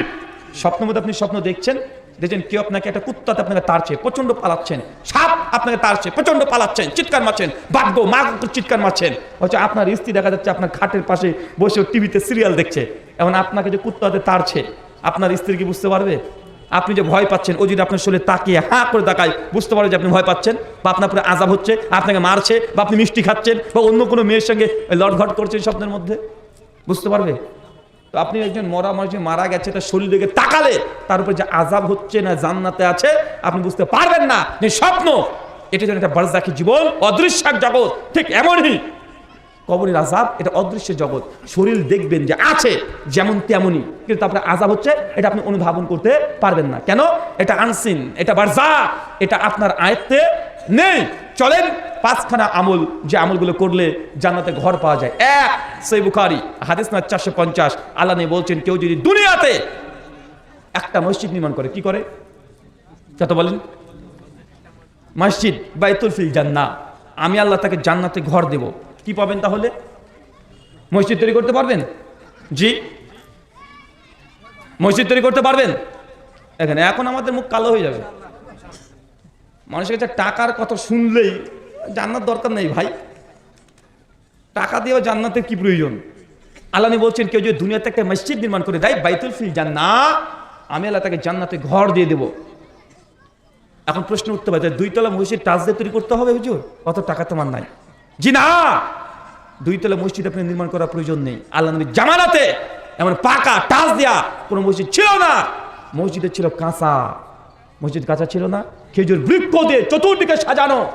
আপনি যদি আজকে একটা ভাঙা টিন দিয়ে মসজিদ যে তৈরি করে দেন, ইনশাল্লাহ আপনিও জান্নাতে ঘর পাবেনই পাবেন। সুনান ইবনে মাজাহ হাদিস নাম্বার 738, আল্লাহ নবী বলছেন, কোন ব্যক্তি যদি একটা পায়রা ঢোপের সমান, পায়রা ডিমের সমান একটা মসজিদ তৈরি করে দেয়, বাইতুল ফিল জান্নাহ, আমি আল্লাহ তাকেও জান্নাতে ঘর দেব। কিসের সমান বলেন তো এবার? কিসের সমান? ভুলে গেলেন এত তাড়াতাড়ি? কিসের সমান? পায়রার ঢোপ। পায়রার ঢোপ বুঝেন? পায়রা বুঝেন তো আবার? মানে কবুতর, পায়রা, পায়রার ঢোপের সমান কেউ যদি মসজিদ তৈরি করে দেয়, বাইতুল ফিল জান্নাহ, তাকে আমি জান্নাতে ঘর দেব। এই হাদিস যে পায়রার ঢোপের সমান কি মসজিদ তৈরি করা সম্ভব আসলে? কেন বলা হলো? ইমাম হাজার ফাতুল বারীর মধ্যে বলছেন, এই হাদিসের উদ্দেশ্য এটা নয় যে পায়রার ঢোপের সমান, বরং মসজিদের উদ্দেশ্যে কেউ যদি এক মুসাল্লা বুঝছেন কি? এক মুসাল্লা মানে একটা জায়নামাজ, এক জায়নামাজ মানে একজন মানুষ নামাজ পড়তে পারে এতটুকু, যদি সে দুনিয়াতে মসজিদ কায়েম করতে পারে, তার জন্য জান্নাতে ঘর পাওয়া যাবে। কিভাবে করবেন এটা? আপনার আমল করার জন্য সহজ করে দিই। এলাকাতে ইঞ্জিনিয়ার পাওয়া যায় না? ইঞ্জিনিয়ারিং পাওয়া যায় তো? ওই ইঞ্জিনিয়ারের কাছে যাবেন, গিয়ে বলবেন যে, স্যার, একজন মুসল্লির নামাজ পড়তে কতটুকু জায়গা লাগে? তো আমার হিসাব 2 ফিট বাই 4 ফিট। কত ফিট? 2 feet by 4 feet. ইঞ্জিনিয়ারকে বলেন যে এটা জমির দাম, টাইলস, মাটি, মিস্ত্রি, ইট, সিমেন্ট, বালি, রড যা আছে কমপ্লিট করতে কত টাকা লাগবে। ইঞ্জিনিয়ার বলতে পারবে কি পারবে না? পারবে না। ওই স্কোয়ার ফিট ধরে টুক করে আপনি হিসাব বের করে বলে দেবে যে 30,000, 35,000, 40,000, মানে এক মুসল্লা মানে একজন মানুষ নামাজ পড়তে পারে এতটুকু জায়গাতে মসজিদ কায়েম করা। আল্লাহ নবী বলছে, কেউ যদি এতটুকু করতে পারে, বাইতুল ফিল জান্নাহ, তাকেও জান্নাতে ঘর দেওয়া হবে। পারবো তো ইনশাআল্লাহ? আর আমাদের হানাফি ভাইরা আছে, ওরা এইসব করতে এক্সপার্ট। আর আমাদের আহলে হাদিস, এরা আহলে হাদিস আমরা করি, কিন্তু পকেট থেকে টাকা বের করা খুব টাফ ব্যাপার এদের, আছে না ভাইজান? ওদের বাপ মারা গেলে 3খানা গরু জবাই করে গোটা গ্রামের মানুষকে ফ্রিতে খাইয়ে দেয়, আছে না নাই? আছে না? আমরা আহলে হাদিসরা বললাম এটা বেদাত, অবশ্যই বেদাত, নিঃসন্দেহ বেদাত। বাপ মারা গেলে যদি 10খানা গরু জবাই করে যদি খাইয়ে দেন, বাপের 1 আনা উপকার হবে না। এটা কেন? এটা বিদআত। আল্লাহ নবী আমল করে নাই, সাহাবারা করে নাই, বিদআত। কিন্তু সুন্নাত আমল কি নাই? হ্যাঁ, সুন্নাত আমল নাই। বাপ মারা গেছে, আপনি কিছু পারেন না পারেন, বাপের জন্য এক মুসাল্লা আপনি দান করতে পারেন কি পারেন না? কথা বলেন। যদি করে দেন, আপনি কি পাবেন? জান্নাতে আপনিও ঘর পাবেন, আপনার বাপের আমল নামায় সওয়াব ঢুকবে, কিন্তু আপনি এটা করতে চাচ্ছেন না। 2, আর একটা আমল, সুনান তিরমিজি হাদিস নাম্বার 415, আল্লাহ নবী বলছেন, কেউ যদি দুনিয়াতে প্রত্যেক দিন, মায়েরা প্রত্যেক দিন 12 রাকাত ফরজ ব্যতীত সুন্নাত 12 রাকাত নামাজ পড়ে, নবী বলছেন, বাইতুল ফিল জান্নাহ, আমি আল্লাহ তাকে জান্নাতে ঘর দিয়ে দেব। কয় রাকাত? কয় রাকাত? 12 রাকাত সুন্নাত প্রতিদিন যদি কেউ হেফাজত করে, তাকে জান্নাতে ঘর দেওয়া হবে। কোন সময় কোন সুন্নাত? জোহরের আগে 4, পরে 2, ফজরের আগে 2, মাগরিবের পরে 2, এশার পরে 2, টোটাল 12 রাকাত সুন্নাত নামাজকে যদি হেফাজত করে, নবী বলছেন বাইতুল ফিল জান্নাহ। মায়েরা, আজ থেকে সুন্নাত নামাজ যে কোনো মূল্যে পড়তেই হবে। স্বামীকে বলে দিবেন, কালকে ওয়াজ শুনেছি, হুজুর এই হাদিস বলেছে, জামি তিরমিজির হাদিস, হাদিস না 415, 12 রাকাত সুন্নাত নামাজ পড়লে জান্নাতে ঘর পাওয়া যায়। তোমাকে প্রতিদিন একটা 30 মিনিটে খাবার দিতাম, সুন্নাত পড়তে পারতাম না, আজ থেকে একটা 40-এ তোমার খাবার আসবে। কেন?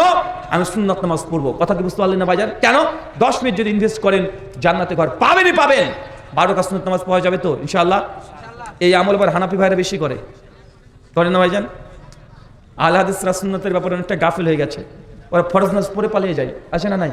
চাচা আপনাকে আর একটা নসিহা, সহিহুল বুখারী হাদিস নম্বর 731, আল্লাহ বলছেন পুরুষ মানুষের জন্য মসজিদের চাইতে বাড়িতে সুন্নাত নফল নামাজ পড়াটা উত্তম। বলেন তো নফল সুন্নাত নামাজ কোথায় পড়া উত্তম? আপনি কোথায় পড়েন? কেন? আপনার বাড়িতে কি পানি নাই? আপনি মসজিদে কেন সুন্নাত নামাজ পড়বেন? মসজিদে কেন নফল নামাজ পড়বেন? সুন্নাত নফল নামাজ কোথায় পড়বেন?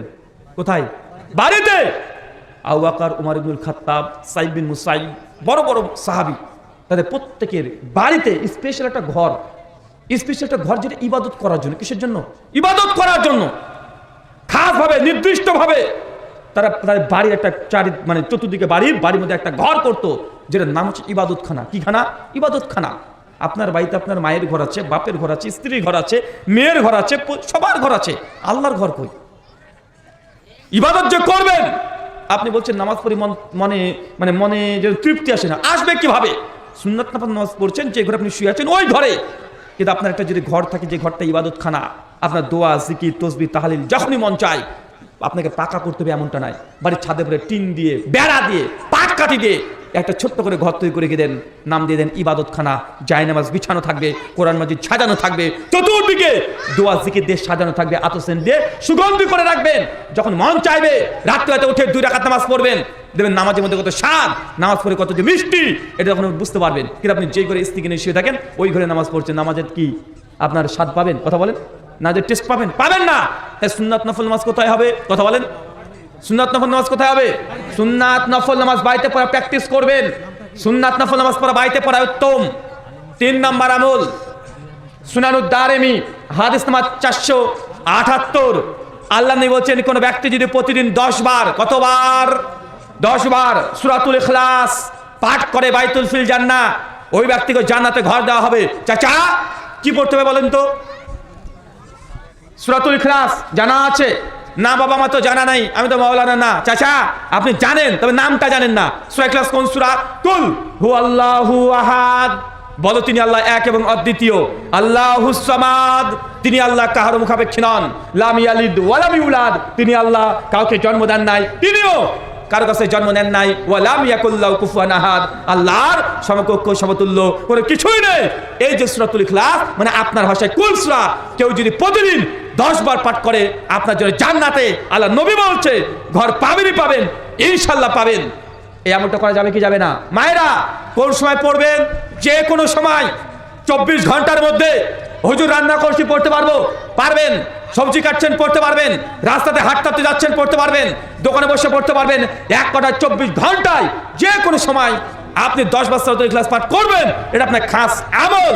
হুজুর যে সময়তে ঋতুস্রাব আছি, মেনস্ট্রুয়েশন অবস্থায় আছি, হায়েজ নেফাস অবস্থায় আছি, অপবিত্র অবস্থায় আছি, সেই সময় কি পড়া যাবে? জি, সেই সময় তো পড়তে পারবেন।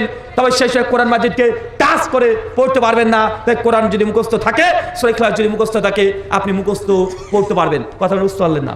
বুঝতে পেরেছেন তো? কি বললাম বলেন তো? মেয়েরা ঋতুস্রাব অবস্থায় কি করতে পারবে না? কোরআন মাজিদ টাচ করতে পারবে না, স্পর্শ করাটা হারাম। কিন্তু মুখস্থ আছে, মুখস্থ স্মৃতিতে আছে, সূরা ইখলাস মুখস্থ আছে, পড়ে দিবে। দোয়া, জিকির, আজকার, তাসবিহ, তাহলিল পড়ে দিতে পারবে, কিন্তু টাচ করতে পারবে না। অনেকে বলেছে যে হুজুর, কিছু হুজুরে বলে যদি গোসল ফরজ হয়, নাপাক অবস্থায় থাকি, তাহলে সেই সময়তে ভাতের হাঁড়ি থেকে ধরতে নেই, তাহলে বরকত নাকি পালিয়ে যায়, মা লক্ষ্মী নাকি পালিয়ে যায়। ভাই এমন কথা বলে না? আবার অনেকে দেখবেন আগেকার মানুষকে দেখা যেত ওরা স্বামী স্ত্রী যদি একত্রিত হতো তাহলে ডাইরেক্ট মাটিতে পা দিত না। কেন? ডাইরেক্ট মাটিতে যদি পা দেয় এখন গোসল করার আগের মুহূর্ত পর্যন্ত মাটি নাকি অধিশাপ দেবে। এমন সমাজে প্রচলিত ছিল না? হ্যাঁ, এই জিনিসের সমাজে প্রচলিত ছিল। তো আমার সাদা একটা প্রশ্ন আপনি বলেন তো ভাইজান, মেয়েরা 3 দিন 4 দিন এমনি রজ অবস্থায় থাকে, মানে ঋতুস্রাব অবস্থায় থাকে, মেনস্ট্রুয়েশন অবস্থায় থাকে, তো সে সময় এটা পাক না নাপাক? নাপাক। মেয়েরা যদি গোসল করে তারপরে পাক না নাপাক? তারপরেও নাপাক। নাপাক না ভাইজান? ওইটা ছোট নাপাক না, বড় নাপাক? কি নাপাক আছে? এখন যে হুজুর ফতোয়া দিয়েছে যে গোসল ফরজ অবস্থায় বা নাপাক অবস্থায় ভাত রান্না করতে নেই, তো মেয়েরা 4-5 দিন যে কাজ মানে যে সময় নাপাক থাকে ওই সময় কে ভাত রান্না করবে হুজুরের? বলেন তো কে করবে এই সময়তে? মানে এইখান থেকে মাসলা হাতে এটা পরিষ্কার হয়ে যায় যে হুজুরের ওই ফতোয়া অবস্থা ভুল হয়েছে। কেন? কারণ মেয়েরা 4-5 দিন এমনি নাপাকই থাকে, তাই নাপাক অবস্থায় কোনো জিনিসকে টাচ করলে নাপাক হয়ে যায়। এটা মুসলমানের আকীদা নয়, এটা হিন্দুদের আকীদা। কাদের আকীদা? হিন্দুদের আকীদা। হিন্দুরা মনে করে শূদ্র যারা আছে, শূদ্র মানে ওরা ভগবানের পা থেকে সৃষ্টি হয়েছে, যিনি ব্রাহ্মণ উনি মাথা থেকে সৃষ্টি হয়েছে। এখন শূদ্র যদি ব্রাহ্মণকে টাচ করে দেয় তাহলে এখন ব্রাহ্মণ অসহ্য হয়ে গেল, অপবিত্র, নাপাক হয়ে গেল। কি হয়েছে বলেন তো? টাচ করার কারণে কি হয়েছে? নাপাক হয়েছে। এখন কি করতে হবে? ব্রাহ্মণ এখন 11 দিন নাপাক হবে। কয়দিন? 11 দিন নাপাক হবে, নাপাক থাকবে। এখন নাপাক থেকে উদ্ধার করবে কিভাবে? যাজ্ঞবল্ক্যের সংহিতার 4th অধ্যায় 122 নম্বর শ্লোকে পরিষ্কার যাজ্ঞবল্ক্য ঋষি বলছেন ওই ব্যক্তিকে পরপর এখন 7 দিন গরুর গু মানে গোবর আর মুত খেতে হবে, মানে প্রস্রাব। কেন বলেন? তখন অপবিত্র হচ্ছে, পবিত্র হতে হবে। এখন গোবর খেতে হবে আর কি খেতে হবে? প্রস্রাব খেতে হবে, তাই নাকি পবিত্র হয়ে যাবে। তো এটা তো হিন্দুদের আকীদা। মুসলমান এই আকীদা কোথা থেকে চলে এসেছে? তাই মায়েদেরকে বলি যখন ঋতুস্রাব অবস্থায় থাকবেন সেখানে দোয়া, দুরুদ, জিকির, আজকার, তাসবিহ, তাহলিল সব করতে পারবেন, তবে কোরআন মাজিদ টাচ করে নয়, মুখস্থ যা আছে সেগুলো পড়তে পারবেন। কথা কি বুঝতে পারলেন? 4 নম্বর আমল। কয়টা আমলের কথা বললাম? হ্যাঁ, 3 হয়েছে, 4। জামে তিরমিজি হাদিস নাম্বার 1021, খুব কঠিন 1021 নম্বর হাদিস। আল্লাহ নবী বলছেন যে আল্লাহ সুবহানাহু ওয়া তাআলা মালিকুল মউত কে ডাকছেন, মালিকুল মউত, আচ্ছা তুমি কি আমার অমুক ব্যক্তি, আমার বান্দা তার সন্তানকে আজকে রুহটাকে কবজ করে নিয়ে এসেছো? মালিকুল মউত বলছে জি আল্লাহ, আমি ওই অমুক বাড়ির অমুক ব্যক্তির সন্তানের রুহটাকে কবজ করে নিয়ে এসেছি। আল্লাহ নবী আবার আল্লাহ সুবহানাহু ওয়া তাআলা মালিকুল মউত, তুমি কি তার কলিজার টুকরাকে তার বুক থেকে ছিনিয়ে এনেছো? মালিকুল মউত বলছে জি আল্লাহ, তার কলিজার টুকরা সন্তানকে আমি ছিনিয়ে নিয়ে চলে এসেছি আজকে। আল্লাহ বলছেন মালিকুল মউত, তখন তার বাপ মা কি বলছিল যে তার সন্তানকে তুমি নিয়ে এসেছো, মৃত্যু দিয়ে দিয়েছে, কি বলেছে তার বাপ মা? সেই সময় মালিকুল মউত বলছে আল্লাহ আপনার ওই বান্দা, ওই বান্দি শেষে বলছিল আলহামদুলিল্লাহ ইন্না লিল্লাহি ওয়া ইন্না ইলাইহি রাজিউন। আল্লাহ সুবহানাহু ওয়া তাআলা বলছেন এই সময় আলহামদুলিল্লাহ, তার সন্তান মারা গেছে তারপর আলহামদুলিল্লাহ, যাও ওই বান্দাকে জানিয়ে দাও আমি তার জন্য একটা জান্নাতে ঘর প্রস্তুত করে রাখলাম, যে ঘরের নাম হবে বাইতুল হাম। কথা কি বুঝতে পারলেন? খুব কঠিন এবং টাফ। তার মানে এখান থেকে মাসলা এটা প্রমাণ হয় না যে মানুষ মারা গেলে আলহামদুলিল্লাহ বলতে হবে, এটা প্রমাণ হয় না। কথা বুঝতে পারলেন? এবং সালফে সলিন থেকে কেউ এই মাসলা নেয় নাই। ইন্না লিল্লাহ এই দোয়া পড়তে হবে, কিন্তু তার তাকদীরের প্রতি এত বিশ্বাস। একটা মা 10 মাস সন্তানকে, বাচ্চাকে গর্ভের মধ্যে বড় করেছে, প্রতিদিন ব্যথার পর ব্যথা, যত দিন যায় তত ব্যথা বৃদ্ধি পেয়েছে, হসপিটালে ব্যথায় ছটফট করছে, কিন্তু মৃত্যুর পরে যখন সন্তান যখন গর্ভ থেকে বের হচ্ছে 2 দিন 3 দিন পরে দেখছে বাচ্চাটা মারা গেল, বা পেটের মধ্যেই অপারেশন করতে গিয়ে মারা যায়। আছে না? কথা বলেন আছে। সেই সময় মাও যদি বলে যে আল্লাহ 10 মাস সন্তানকে গর্ভধারণ করেছি, অনেক কষ্ট পেয়েছি, অনেক কষ্ট, অনেক ধৈর্য ধারণ করছি আল্লাহ, কিন্তু এই সন্তানকে দুনিয়ার মুখ দেখাতে আমি পারি নাই, তুমি আমার তাকদীরে রাখো নাই, আমার কোনো অভিযোগ নেই, আমার কোনো অভিযোগ নেই আল্লাহ, তুমি যে সিদ্ধান্ত নিয়েছো তোমার সিদ্ধান্ত আমি খুশি, আলহামদুলিল্লাহ। তারপর ইন্না লিল্লাহ এটা হৃদয় থেকে, অন্তর থেকে যদি বের হয়ে যায়, তাহলে এই নারীর জন্য, এই বাপের জন্য, মায়ের জন্য জান্নাতে ঘর স্পেশাল ভাবে নাম হচ্ছে বাইতুল হাম। এটা এমনি আপনি দেখাচ্ছেন না, ওই বলতে হয় তাই বললাম হবে না, হৃদয় লাগবে। কি লাগবে? কথা বলেন। হৃদয় লাগবে, তাকদীরের প্রতি বিশ্বাস লাগবে। যদি না থাকে, মানে কেউ মারা গেছে, ও আমার আব্বা মারা গেছে, আলহামদুলিল্লাহ ইন্না লিল্লাহ পড়লেন, আর মনে মনে হচ্ছে বাপ মারা গেছে, ভালোই হয়েছে, জমিটা ভাগ হচ্ছিল না, মারা গেছে এবার ভাগ হবে, তো আপনার কাজ হবে? কথা বলেন, আপনার কাজ হবে না। এটা হচ্ছে তাকদীর, মানে এত উঁচু মানের তাকদীর লাগবে, আল্লাহর প্রতি বিশ্বাস এত কঠিন লাগবে যে আল্লাহ যা আমার জীবনে করেছে আলহামদুলিল্লাহ আলা কুল্লি হাল ফি কুল্লি মাকাম, যে অবস্থায় আল্লাহ আমাকে রেখেছে সেটার প্রতি আমি খুশি হয়েছি, আমি খুশি, আমার প্রতি কোনো অভিযোগ নাই। কিন্তু আমার মায়েরা কি বলে, ছেলে তো অসুস্থ, আল্লাহ আর কাকেও দেখতে পেলাম না, আমার ছেলেকে দেখতে পেলাম, বলে না ভাইজান? একটি রোদ বেশি হয়, রোদ সূর্যের কপালে ঝাঁটা মারি, রোদ গরম, মানে ওই গরম হলেও গাল, শীত হলেও বেশি গাল, আছে না নাই? কথা বলেন। মানে গালি দিতে কাউকে আমরা মানে পরোয়া করি না, কাউকে পরোয়া করি না, মানে তাকদীর এই জিনিসটা আমাদের ভিতর থেকে একদমই নাই। 5 নম্বর আরেকটা আমল, এই আমলটা শুধু আহলে হাদিস সমাজেই দেখা যায়, অন্য কোনো সমাজে নাই। হলফ করে বলা যায় নাই। শেখ আল্লামা নাসিরউদ্দিন আলবানী রাহিমাহুল্লাহ সিফাতুস সালাতুন নবী দ্বিতীয় খণ্ড 219 নম্বর পৃষ্ঠাতে এই মাসলা নিয়ে এসে তিনি দুঃখ করেছেন, করে বলছেন যে এই আমল এমন একটা আমল যে আমলটা শুধু আহলে হাদিস সমাজেই করে, সালাফিরাই করে, দুনিয়ার কেউ করে না। সেটা হচ্ছে মুসনাদ আহমদ 16103 নম্বর হাদিস। আল্লাহ নবী বলছেন, কেউ যদি কোন নামাজে দাঁড়াবে কাঁধের সঙ্গে কাঁধ, পায়ের সঙ্গে পা লাগিয়ে দাঁড়াবে, দুই কাঁধের মধ্যে ফাঁকা বন্ধ করবে, জমাট হয়ে দাঁড়াবে, যদি কেউ দাঁড়ায় বাইতুল ফিল জান্নাহ, আল্লাহ নবী বলছেন তাকে জান্নাতে ঘর দেওয়া হবে। চাচা বলেন তো কি করতে হবে? নামাজে কি করতে হবে? কাঁধের সঙ্গে কাঁধ, পায়ের সঙ্গে পা লাগিয়ে দাঁড়াতে হবে, মাঝখানে ফাঁকা বন্ধ রাখতে হবে, ফাঁকা যেন না থাকে। যদি এইভাবে দাঁড়ান কি পাবেন বলেন তো? জান্নাতে ঘর পাবেন। কিন্তু আমার সমাজে কি আছে, চাচার পায়ে যদি কেউ যদি একটু পা লাগিয়ে দেয়, চাচা চট করে, তুই জানিস তোর বাপের চেয়ে বড় বেয়াদব ছেলে কোথাকার, পায়ে পুরো পা তুলেছিস, বলে কি বলে না? চাচা জানেই না। চাচা ওই পায়ের সঙ্গে পা কাঁধের সঙ্গে কাঁধ লাগালে জান্নাতে ঘর পাওয়া যায়। কি পাওয়া যায়? কথা বলেন, কি পাওয়া যায়? এই আমলটা শেখ আলবানী সিফাতুস সালাতুন নবীতে আলোচনা করতে গিয়ে বলছেন যে এই আমলটা কারোর মধ্যে দেখা যায় না, কারোর মধ্যে দেখা যায় না। সবাই 2 আঙ্গুল 4 আঙ্গুল 5 আঙ্গুল ফাঁকা করে দাঁড় করে, বা আছে না? কথা বলেন, আছে। আর এই হাদিসটা শুনে গিয়ে যুবক যারা আছো তারা আবার গিয়ে বউ আছে, স্ত্রী আছে, গিয়ে বলো না, এই হুজুর বলেছে কাঁধের সঙ্গে কাঁধ, পায়ের সঙ্গে পা লাগালে জান্নাতে ঘর পাওয়া যায়, আসো নামাজ পড়ো, কাঁধের সঙ্গে কাঁধ লাগাও। এই আমল আবার ওই স্ত্রীর কাছে গিয়ে করিয়ে না যেন আবার। এই আমলটা কোথায়? কথা বলেন, পুরুষ মানুষ যখন দাঁড়াবে কাঁধের সঙ্গে কাঁধ, পায়ের সঙ্গে পা, মেয়েরা যখন দাঁড়াবে মেয়েরা কাঁধের সঙ্গে কাঁধ, পায়ের সঙ্গে পা লাগাবে। কিন্তু আপনার হচ্ছে বউ তো আমারই তো বউ, তো কাঁধের সঙ্গে কাঁধ লাগালে সমস্যা কি? জি না, ওটা তোমার বউ যতক্ষণ তুমি নামাজের বাইরে আছো, তাকবীর পর আল্লাহু আকবার, ওটা তোমার বউ নাই। একজন মেম্বার যদি নামাজ পড়তে দাঁড়ায় আল্লাহু আকবার তাকবীর পড়েছে, ও আর মেম্বার না। প্রধানমন্ত্রী যদি নামাজে দাঁড়ায় আল্লাহু আকবার বলে, ও আর প্রধানমন্ত্রী না। আমাদের সকলের তখন একটাই পরিচয় থাকে, নাম কি? আব্দুল্লাহ, মানে আল্লাহর গোলাম, সার্ভেন্ট অফ গড, আল্লাহর গোলাম। যখন নামাজে দাঁড়িয়েছো ওটা তোমার বউ না। সেই সময় পরিচয় কি দুজনের? আল্লাহর বান্দা, আল্লাহর বান্দি, দাস, দাসী, এটা তোমার পরিচয়। তাই এই আমলটা কোথায় হবে? কথা বলেন, মসজিদে। বলেন তো কয়টা আমলের কথা বললাম? চট করে একজন দাঁড়িয়ে বলেন তো, 5টা আমল তুমি বলবে? এই কথা তো বলিনি। ও বলছি এক মুসাল্লার সমপরিমাণ মসজিদ, মানে ও পারবে না গোটাটা দিতে, বুঝতে পারলেন তো ভাই? মূল কনসেপ্ট হচ্ছে একটা মসজিদ তৈরি করা। সম্ভব যদি না হয় এক মুসাল্লা, এটা বোনাস। আপনি গরিব, এই জন্য আপনাকে ওটা তো দেওয়া হবে, কথা বুঝতে পারলেন না ভাইজান? তার মানে 1 মসজিদ তৈরি করা, 2 সূরা ইখলাস 10 বার। দেন মায়েরা গল্প করেই চলে যাচ্ছে, ওদের নোর চিন্তা, জান্নাত দরকার নাই বাবা আমাদের, তো জান্নাত নেমে কি করবো, কাল রান্না করতে ওটা গল্প করছে। 3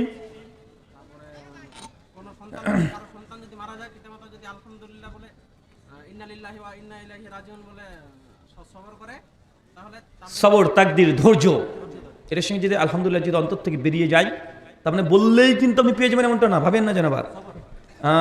আগে তাকদিরের কনসেপ্ট ক্লিয়ার রাখতে হবে মাথার মধ্যে। জি। 4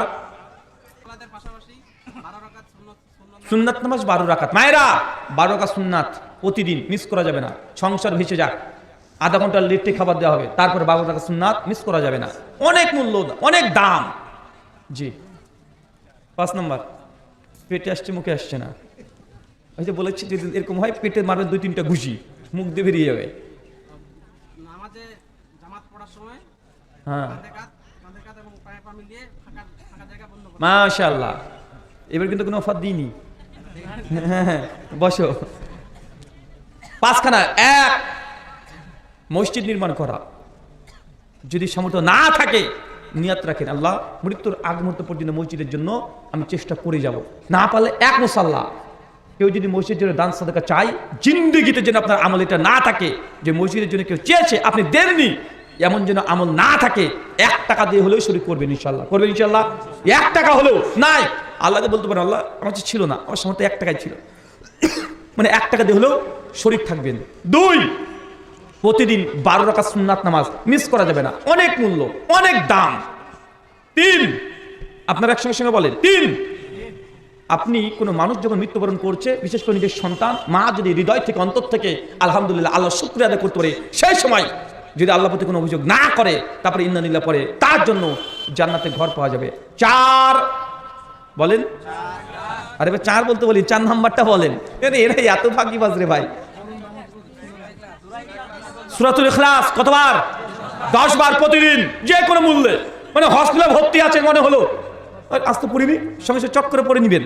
এখন অনেকে ভাবতেন হুজুর বাবা সূরা ইখলাস এটা তো আমার জানা আছে, এখনো পড়তে শুরু করে দিয়েছে, 9 বার 10 বার হয়ে গেছে, ভাবছে জান্নাতে ঘর রেডি হয়ে গেছে, মরলেই ঘর পাবে। ভাই এটা একদিন আমল করলে হবে না, এটা খাস খুশুসি আমল, মৃত্যু পর্যন্ত আমলটা থাকতে হবে। যে কোনো মূল্যে যা ঘটে যাবে ঘটে যা, ভূমিকম্প হোক, মৃত্যুর বাড়ি, তারপরে পড়তে হবে। ছোট্ট একটা আমল, কিন্তু প্রতিদিন আপনার আমল ছিল, মিস হয় নাই। তাহলে আপনি এই আমলটা করেও জান্নাতে ঘর পাবেন। 5 কি বললাম? কাঁধে কাঁধ, পাশে পা। বিশেষ করে মসজিদে যখন সালাত আদায় করছেন কাতারকে সোজা করবেন নিজের দায়িত্বে, আপনার বলতে যেন না হয়। কেন? আপনি যে দায়িত্ব করলে জান্নাতে ঘর ইনশাআল্লাহ পাবেন। আরেকটা আমল দিয়ে দিই, সুনান তিরমিজি 478 নম্বর হাদিস, আল্লাহ নবী বলছেন কোন ব্যক্তি যদি প্রতিদিন ফজরের সালাত, কোন সালাত?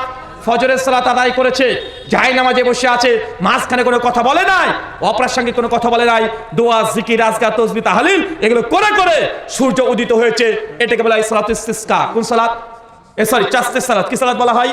চাস্তের সালাত বা ইশরাকের সালাত। কেউ যদি 4 রাকাত পড়ে, কত রাকাত? 4 রাকাত পড়ে, আল্লাহ নবী বলছেন বাইতুল ফিল জান্নাহ। এই 6 নম্বরটা যুক্ত করে নেন, পারবেন তো ইনশাআল্লাহ? এই 6টা আমল ফজরের পরে, গল্প গুজব নয়, মসজিদে অপেক্ষা করেন, বসেন, ওইখানে বসে থাকবেন, তাসবিহ, তাহলিল, জিকির, আজকার, কোরআন পাঠ করতে থাকেন। মাত্র 15-20 মিনিট সময় অপেক্ষা করলেন সূর্য বেরিয়ে যায়। যায় কি যায় না? 4 রাকাত নামাজ পড়বেন, ইনশাআল্লাহ জান্নাতে আপনি ঘর পাবেনই পাবেন। আল্লাহ এই 6টা আমলের মধ্যে যে কোনো একটা আমল আমাদের আমল নামায় করা তুমি তৌফিক দান করে, সকলে বলি আমিন। আল্লাহ আমাদের মধ্যে যারা অসুস্থ আছে তুমি আর শাফি, তুমি সুস্থতা দানকারী, আমাদের প্রত্যেককে তুমি শিফাই কুল্লিয়া দান করো, পরিত্রাণ দান করো, সকলে বলি আমিন। প্রশ্নোত্তর হবে না ছুটি? জি জি শেখ, একজন মৃত বাবার জন্য মায়ের জন্য দোয়া চেয়েছি। বারাকাল্লাহ ফিক, আল্লাহুম্মা সাল্লি আলাইহি ওয়া বারিক আলাইহি। একজন 1000 টাকা দান করেছেন, আল্লাহ সুবহানাহু ওয়া তাআলা তাকে কবরের ফিতনা থেকে তুমি হেফাজত করো, আমিন। আচ্ছা দিয়ে দেন, সবাইকে যার দেওয়ার আছে দিয়ে দেন। আচ্ছা প্রশ্ন উত্তর আছে না? কি আছে? হ্যাঁ ভাই প্রশ্ন করছেন দীনকৃষ্ণ ঠাকুরের কি বক্তব্য শোনা যাবে? উনি তো হিন্দু, আসলে উনি হিন্দু বলতে উনি নিজেকে হিন্দু দাবি করে না, সনাতনী বলে, তবে অন্য অন্য প্রচলিত সনাতনীদের চাইতে একটু ভিন্ন কথা। জি উনি আসলে অনেকে তাকে বলে উনি একজন বুদ্ধিস্ট বা বৌদ্ধ, আবার অনেকে বলেন তিনি একজন সমাজ সংস্কারক, একজন হিন্দু। তার কনসেপ্ট অনেকটাই ভালো, ও মূর্তি পূজা তুর্তি পূজা বিশ্বাস করে না, আর প্রচলিত যে সমাজ ব্যবস্থা আছে এটাকে সে মানেও না। হিন্দু সমাজকে অনেক সংস্কার করার চেষ্টা করছে উনি, তাই ওটা শুনে আপনার লাভ নেই। উনি যেটা সংস্কার আজকে করতে চাচ্ছেন, আল্লাহ নবী ওটা 1400 বছর আগে করে দিয়েছে। কথা বুঝতে পারলেন না ভাইজান? নবী 1400 বছর আগে ওটা করে দিয়েছে, তাই ওনার শুনে আমাদের কোনো ফায়দা নেই। শুকরান। প্রশ্ন, মানুষ মারা যাবার পর তার কবর জিয়ারত করতে গেলে কি কি দোয়া পড়তে হবে একটু জানাবেন। এই টাকাগুলো চাচা আমাকে দিচ্ছেন, আমি নিয়ে দেবো? ও আচ্ছা, তাও ভালো।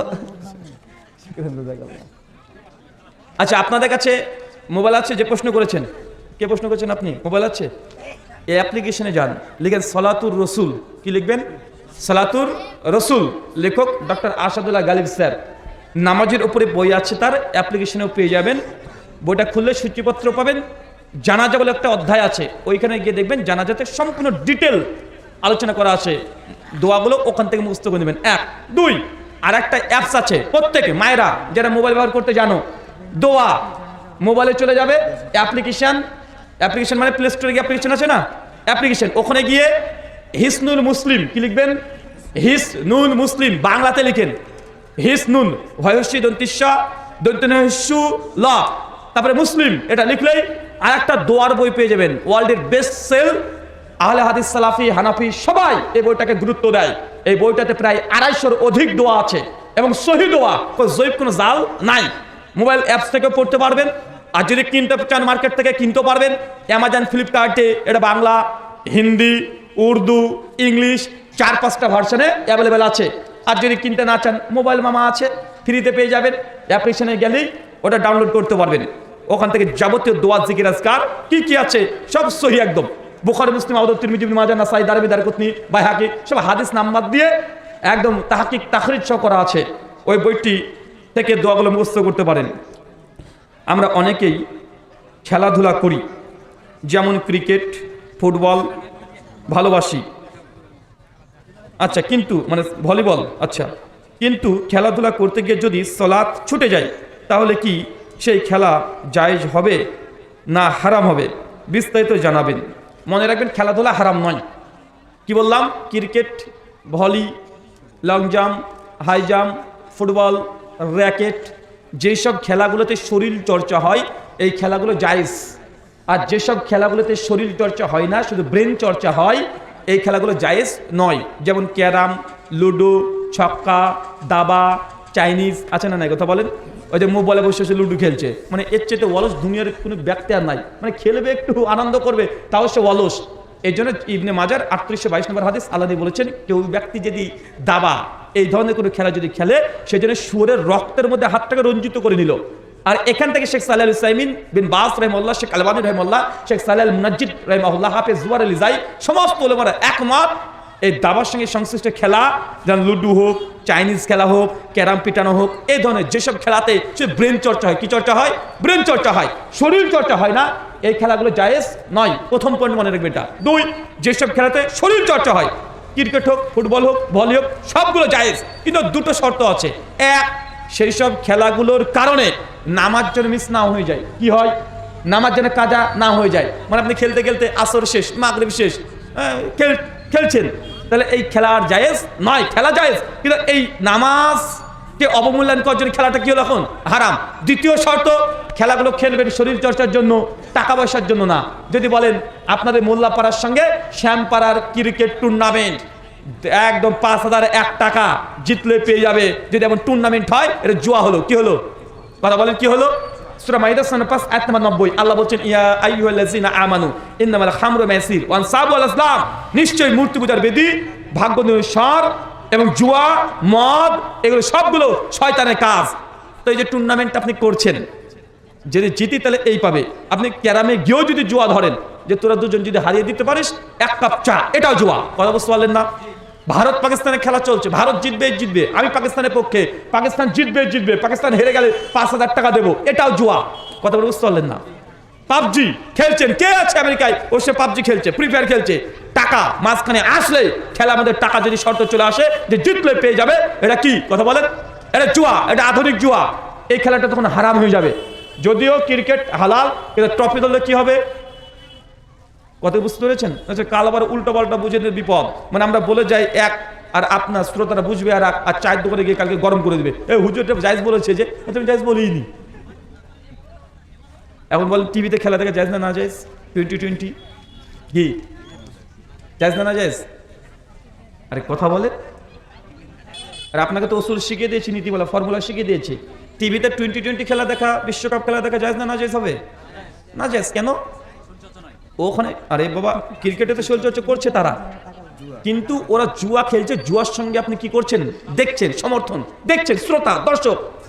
তাআউনু বিররি ওয়া তাকওয়া, তোমরা মানুষকে সৎ কাজে সহযোগিতা করো, অসৎ কাজে সহযোগিতা করা যাবে না।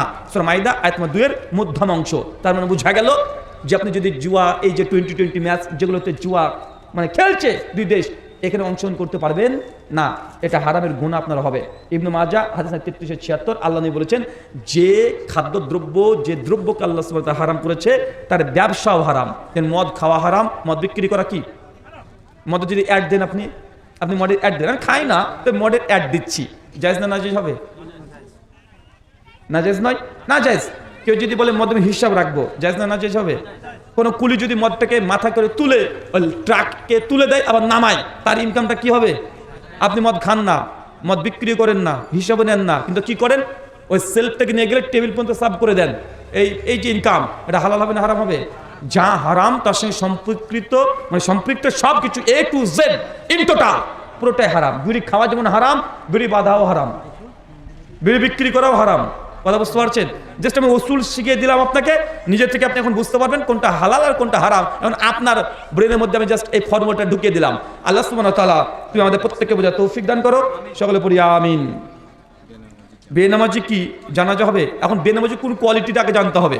বেনামাজির 3 ধরনের কোয়ালিটি আছে। এক, শুধু শুক্রবার নামাজ পড়ে আর পড়ে না, শুকুর মুন্সি আছে না? এমন হ্যাঁ, সভাপতি, সে শুক্রবারে আসে, আর দেখা যায় না, ও মসজিদের সভাপতি। ভাই, আমার সভাপতি আছে না নাই? শেখ আলবানী নাসিরুদ্দিন আলবানী রাহিমাহুল্লাহ তারকুস সালাহ একটা বই রচনা করেছেন। শেখ সালেহ আল উসাইমিন আরেকটা বই রচনা করেছে হুকমুস সালাহ। দুটো বইয়ের সার নির্যাস, যদিও বিরোধ দুজনের মধ্যে আছে, তবে শেষ কথা এটা, একজন ব্যক্তি নামাজ পড়ে, মাগরিব পড়ে, এশা পড়ে না, জুমা পড়ে কিন্তু অন্য নামাজ পড়ে না, তাকে যখন দাওয়াত দেন, ভাই চলেন মসজিদে নামাজ দেখলাম না মাগরিবে, কেন না মাগরিবে নামাজ পড়েন আপনি? ও যদি বলে, ওজোর পেশ করে, ভাই নামাজ পড়া উচিত, ঘোনা করছি ভাই, পড়বো, ঠিক আছে, এবং শিরিক করে না, অকাট্য তৌহিদের উপরে বিশ্বাস আছে, শিরিক করে না, আবার নামাজ মাঝে মধ্যে পড়ে, মাঝে মধ্যে ছেড়ে দেয়।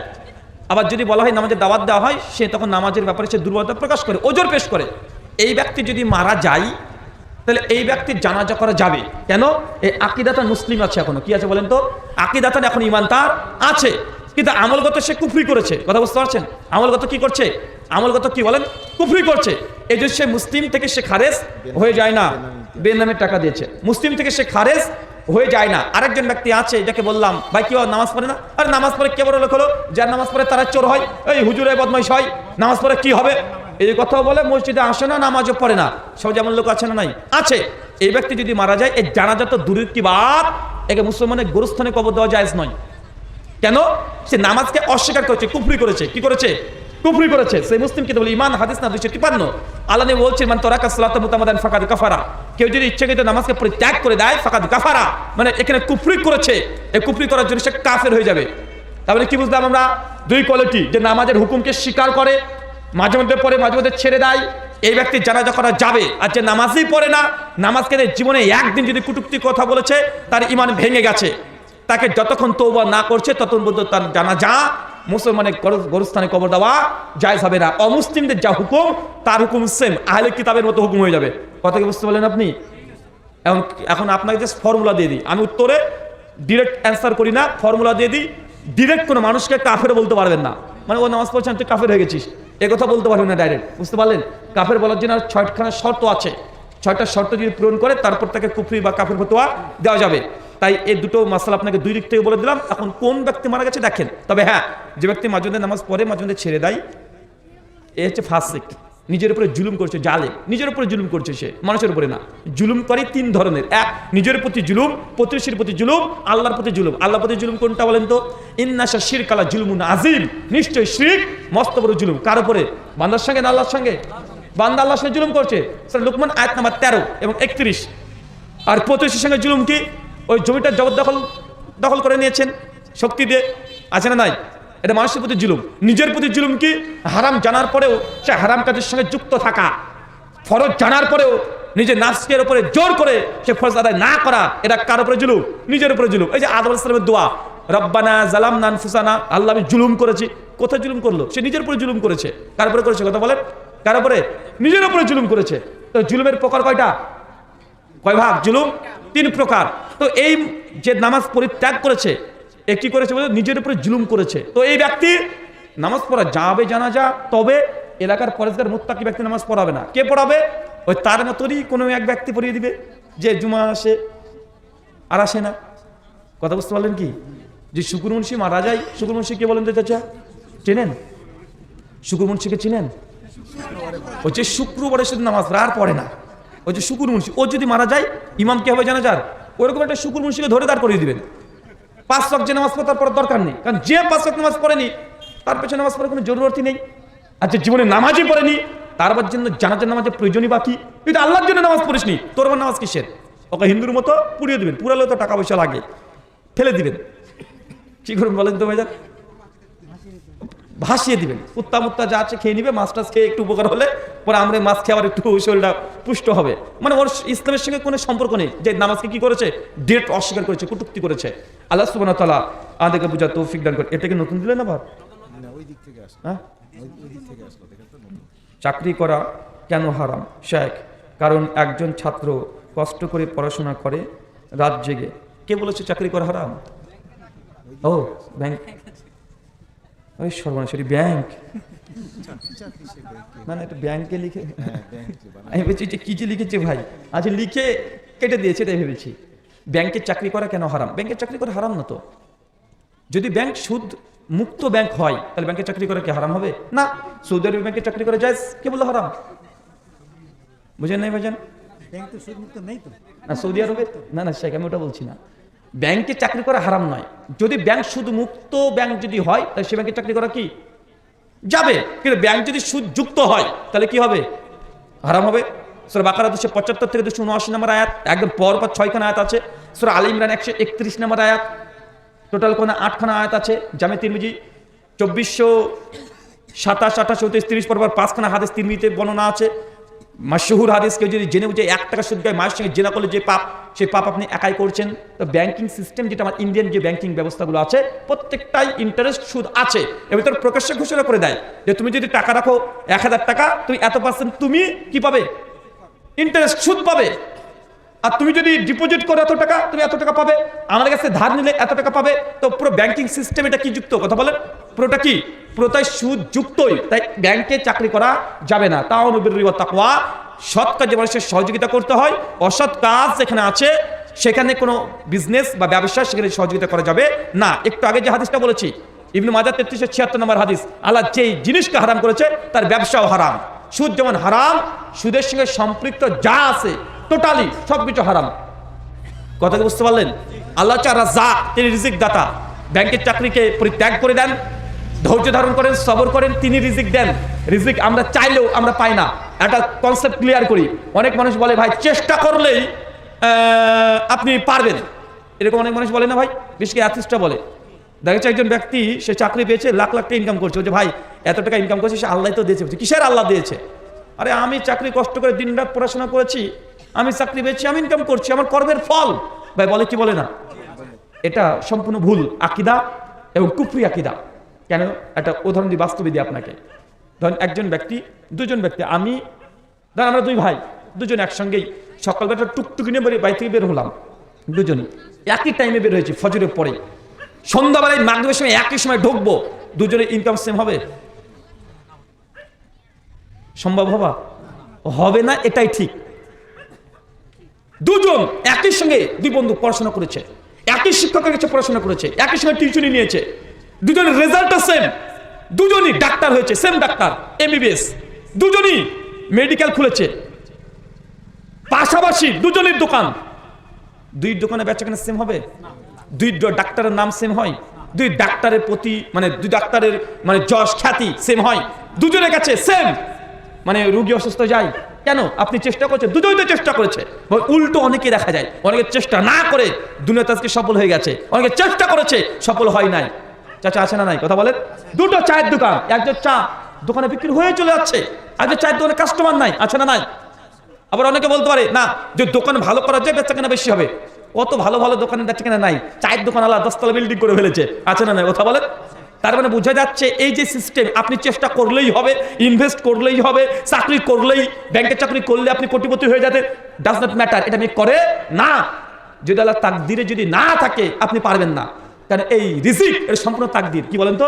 এটা আপনার চেষ্টা কিচ্ছু যায় আসে না, তবে আপনার চেষ্টা করতে হবে। আপনি কি করতে হবে? চেষ্টা করতে হবে। কিন্তু চেষ্টা করলেই যে আপনি ডাক্তার হলে সেম কেরিয়ার তৈরি হবে, এটা অসম্ভব। এটা সম্ভব? কথা বলেন। তাই এটা তাকদীরের প্রতি বিশ্বাস রাখেন, হারামকে বর্জন করেন। মিশকাত হাদিসে 5:3 আল্লাহ নবী বলছেন, দুটো জিনিস মানুষকে খুঁজে বেড়ায়, দুটো জিনিস, এক মৃত্যু আর দুই রিজিক। আপনার যতক্ষণ পর্যন্ত উপার্জিত রিজিক ভক্ষণ না করছেন ততক্ষণ মৃত্যু হবে না। নবী বলছেন অতএব হারামকে বেঁচে চলো। তুমি চট জলদি টাকা ইনকাম করার জন্য হারাম পথ অবলম্বন করো না, একটু সবর করো, একটু ধৈর্য ধারণ করো। যেটা তুমি হারাম উপায়ে কামাই করেছো, সবর করলে ওই টাকাটা তুমি হালাল ভাবে পেয়ে যেতে। কথা বুঝতে পারলেন? কেন? রিজিক নির্ধারিত, আপনার চেষ্টা তো যায় আসে না। তো চেষ্টা কি করতে হবে? চেষ্টা করতে হবে। সূরা জুমার আয়াত নম্বর 9, তাকদীরের বিষয়ে আমার একটা ডিটেল আলোচনা আছে, ওই বই আলোচনা ইউটিউবে চলে যান, লিখবেন রুজি থেকে বরকত উঠে কিভাবে, এটা লিখে ব্রাদার রাহুল হোসেন লিখেন, আমি এখানে আলোচনা করেছি। এইখানে আরেকটা আলোচনা আছে ইসলামী অর্থনীতি, ইসলামী অর্থনীতি লিখেন, তাহলে দেখবেন ওখানে আলোচনা করেছি বিজনেস ভার্সেস চাকরি। আমি চাকরিকে পরিষ্কার বলি, চাকরি বর্তমান যুগের চাকরি এটা মডার্ন স্লেভারি, আধুনিক দাসত্ব। এটা কি? আধুনিক দাসত্ব, গোলাম। যে চাকরি করে সে কি? গোলাম। এটা বাহ্যিক দিক থেকে আপনি বুঝতে পারছেন না, যখন গভীরে যাবেন তখন এই চাকরি এটা কি? এটা গোলামিত্ব, এটা গোলামি। মুসলমান চাকরি নাই, বিজনেসের পেছনে ছুটবে। কিসের পেছনে? বিজনেসের উপরে পেছনে ছুটবে। ছোট্ট একটা উদাহরণ দিয়ে আলোচনা শেষ করছি। বলেন তো গোটা বিশ্বের যতগুলো রাষ্ট্র আছে, রাষ্ট্র কে চালায়? কে চালায়? বিজনেসম্যান। মোদিকে কে চালায়? ওই যে আম্বানি চালায়। কে চালায়? আম্বানি। টাকা কে দেয়? আম্বানির আদানি, এরা টাকা দিচ্ছে crore crore, million billion trillion. কোন স্কুলের শিক্ষক টাকা দিতে পারবে? পৃথিবীর কোন রাষ্ট্র, মনে রাখবেন, চাকরিজীবীরা চালাতে পারে না। কেন? তারা গোলামিত্ব করছে। সামান্য কিছু বেতন দিয়ে দিয়েছে, 30,000, এটাই বেতন, মানে রিজিককে সংকীর্ণ করে দিয়েছে। কি কথা বলেন? তার রিজিক কি? বেঁধে দেওয়া। বিজনেস আজ 5 টাকা তো কালকে 5 লাখ টাকা হতে পারে কি পারে না? পারে। আর অনেকগুলো পয়েন্ট আছে। ইসলামী অর্থনীতি ভার্সাস ক্যাপিটালিজম। আমাদের যে ইসলাম মানে যেই অর্থনীতি চলছে গোটা বিশ্বে, এটাকে কি বলে?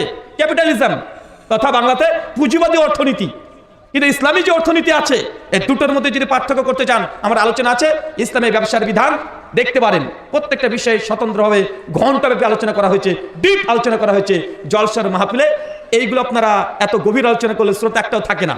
তার জন্য আমরা মানে বিশেষ করে এগুলো দার্স হালাকার সময়তে এই গভীর বিষয়গুলো তুলে ধরি। তাই যুবকদেরকে বলেছি, চাকরির পিছনে নাই, ব্যবসা। দেখবেন কাছে থেকে, দেশ বিদেশ তো সফর করেনি, ভালো করে দেশ বিদেশে যখন সফর করবেন, বাচ্চারা যখন বাপ বেটা একসঙ্গে খাবার টেবিলে বসে, সেই সময় তারা আলোচনা করে, গল্প করে যে ছেলেকে কি কেরিয়ার তৈরি করবো, এই জন্য না, কি ব্যবসা করবো এটার জন্য। ভালো করে লক্ষ্য করে দেখবেন, ওদের ছেলেরা যখন গ্র্যাজুয়েট কমপ্লিট করে ফেলে, এমবি কমপ্লিট করে, সেই সময় তারা পার্ট টাইমার চাকরি করে না, পার্ট টাইমার বাপের ব্যবসা দেখে। কি করে? ব্যবসা দেখে। আরে চাকরি ওরা আপনাকে তো করাবে, ভাই চাকরি তুই কর, আমার কাছে গোলামিত্ব কর।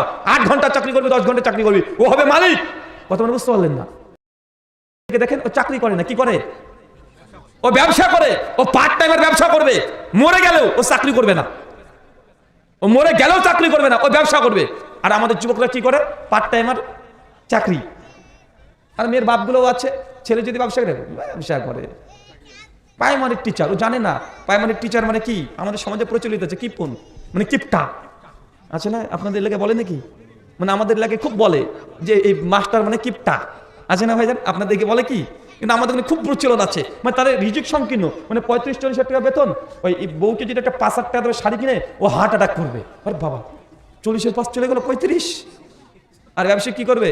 আর প্রতিদিন প্রতিদিন নিবি, নে যা। ব্যবসায়িকের কি বলেন তো ভাই? প্রতিদিন আসছে, প্রতিদিন কাঁচা টাকা লাগছে, আসতে যাচ্ছে আসতে যাচ্ছে, ওর এগুলো মানে কিছু মনে হয় না। তো যাই হোক, এই বিষয়ে পরে ডিটেল আলোচনা জানতে হলে আপনি ইউটিউবে লিখে সার্চ করেন যুবকদের কেরিয়ার চিন্তা ভাবনা, আলোচনা পেয়ে যাবেন। নাহলে গোটা 10 থেকে 12টা এই ধরনের আলোচনা করা আছে, শুধু বিজনেস রিলেটেড গভীর আলোচনা, ওখান থেকে শুনে নেবেন। শুকরান, জাযাকাল্লাহু খায়রান, বারাকাল্লাহু ফিকুম, ওয়া মা আলাইনা ইল্লাল বালাগ, সুবহানাকাল্লাহুম্মা ওয়া বিহামদিক, ওয়া আশহাদু আল্লা ইলাহা ইল্লা আনতা, আস্তাগফিরুকা ওয়া আতুবু ইলাইক। আসসালামু আলাইকুম ওয়া রাহমাতুল্লাহি ওয়া বারাকাতুহু।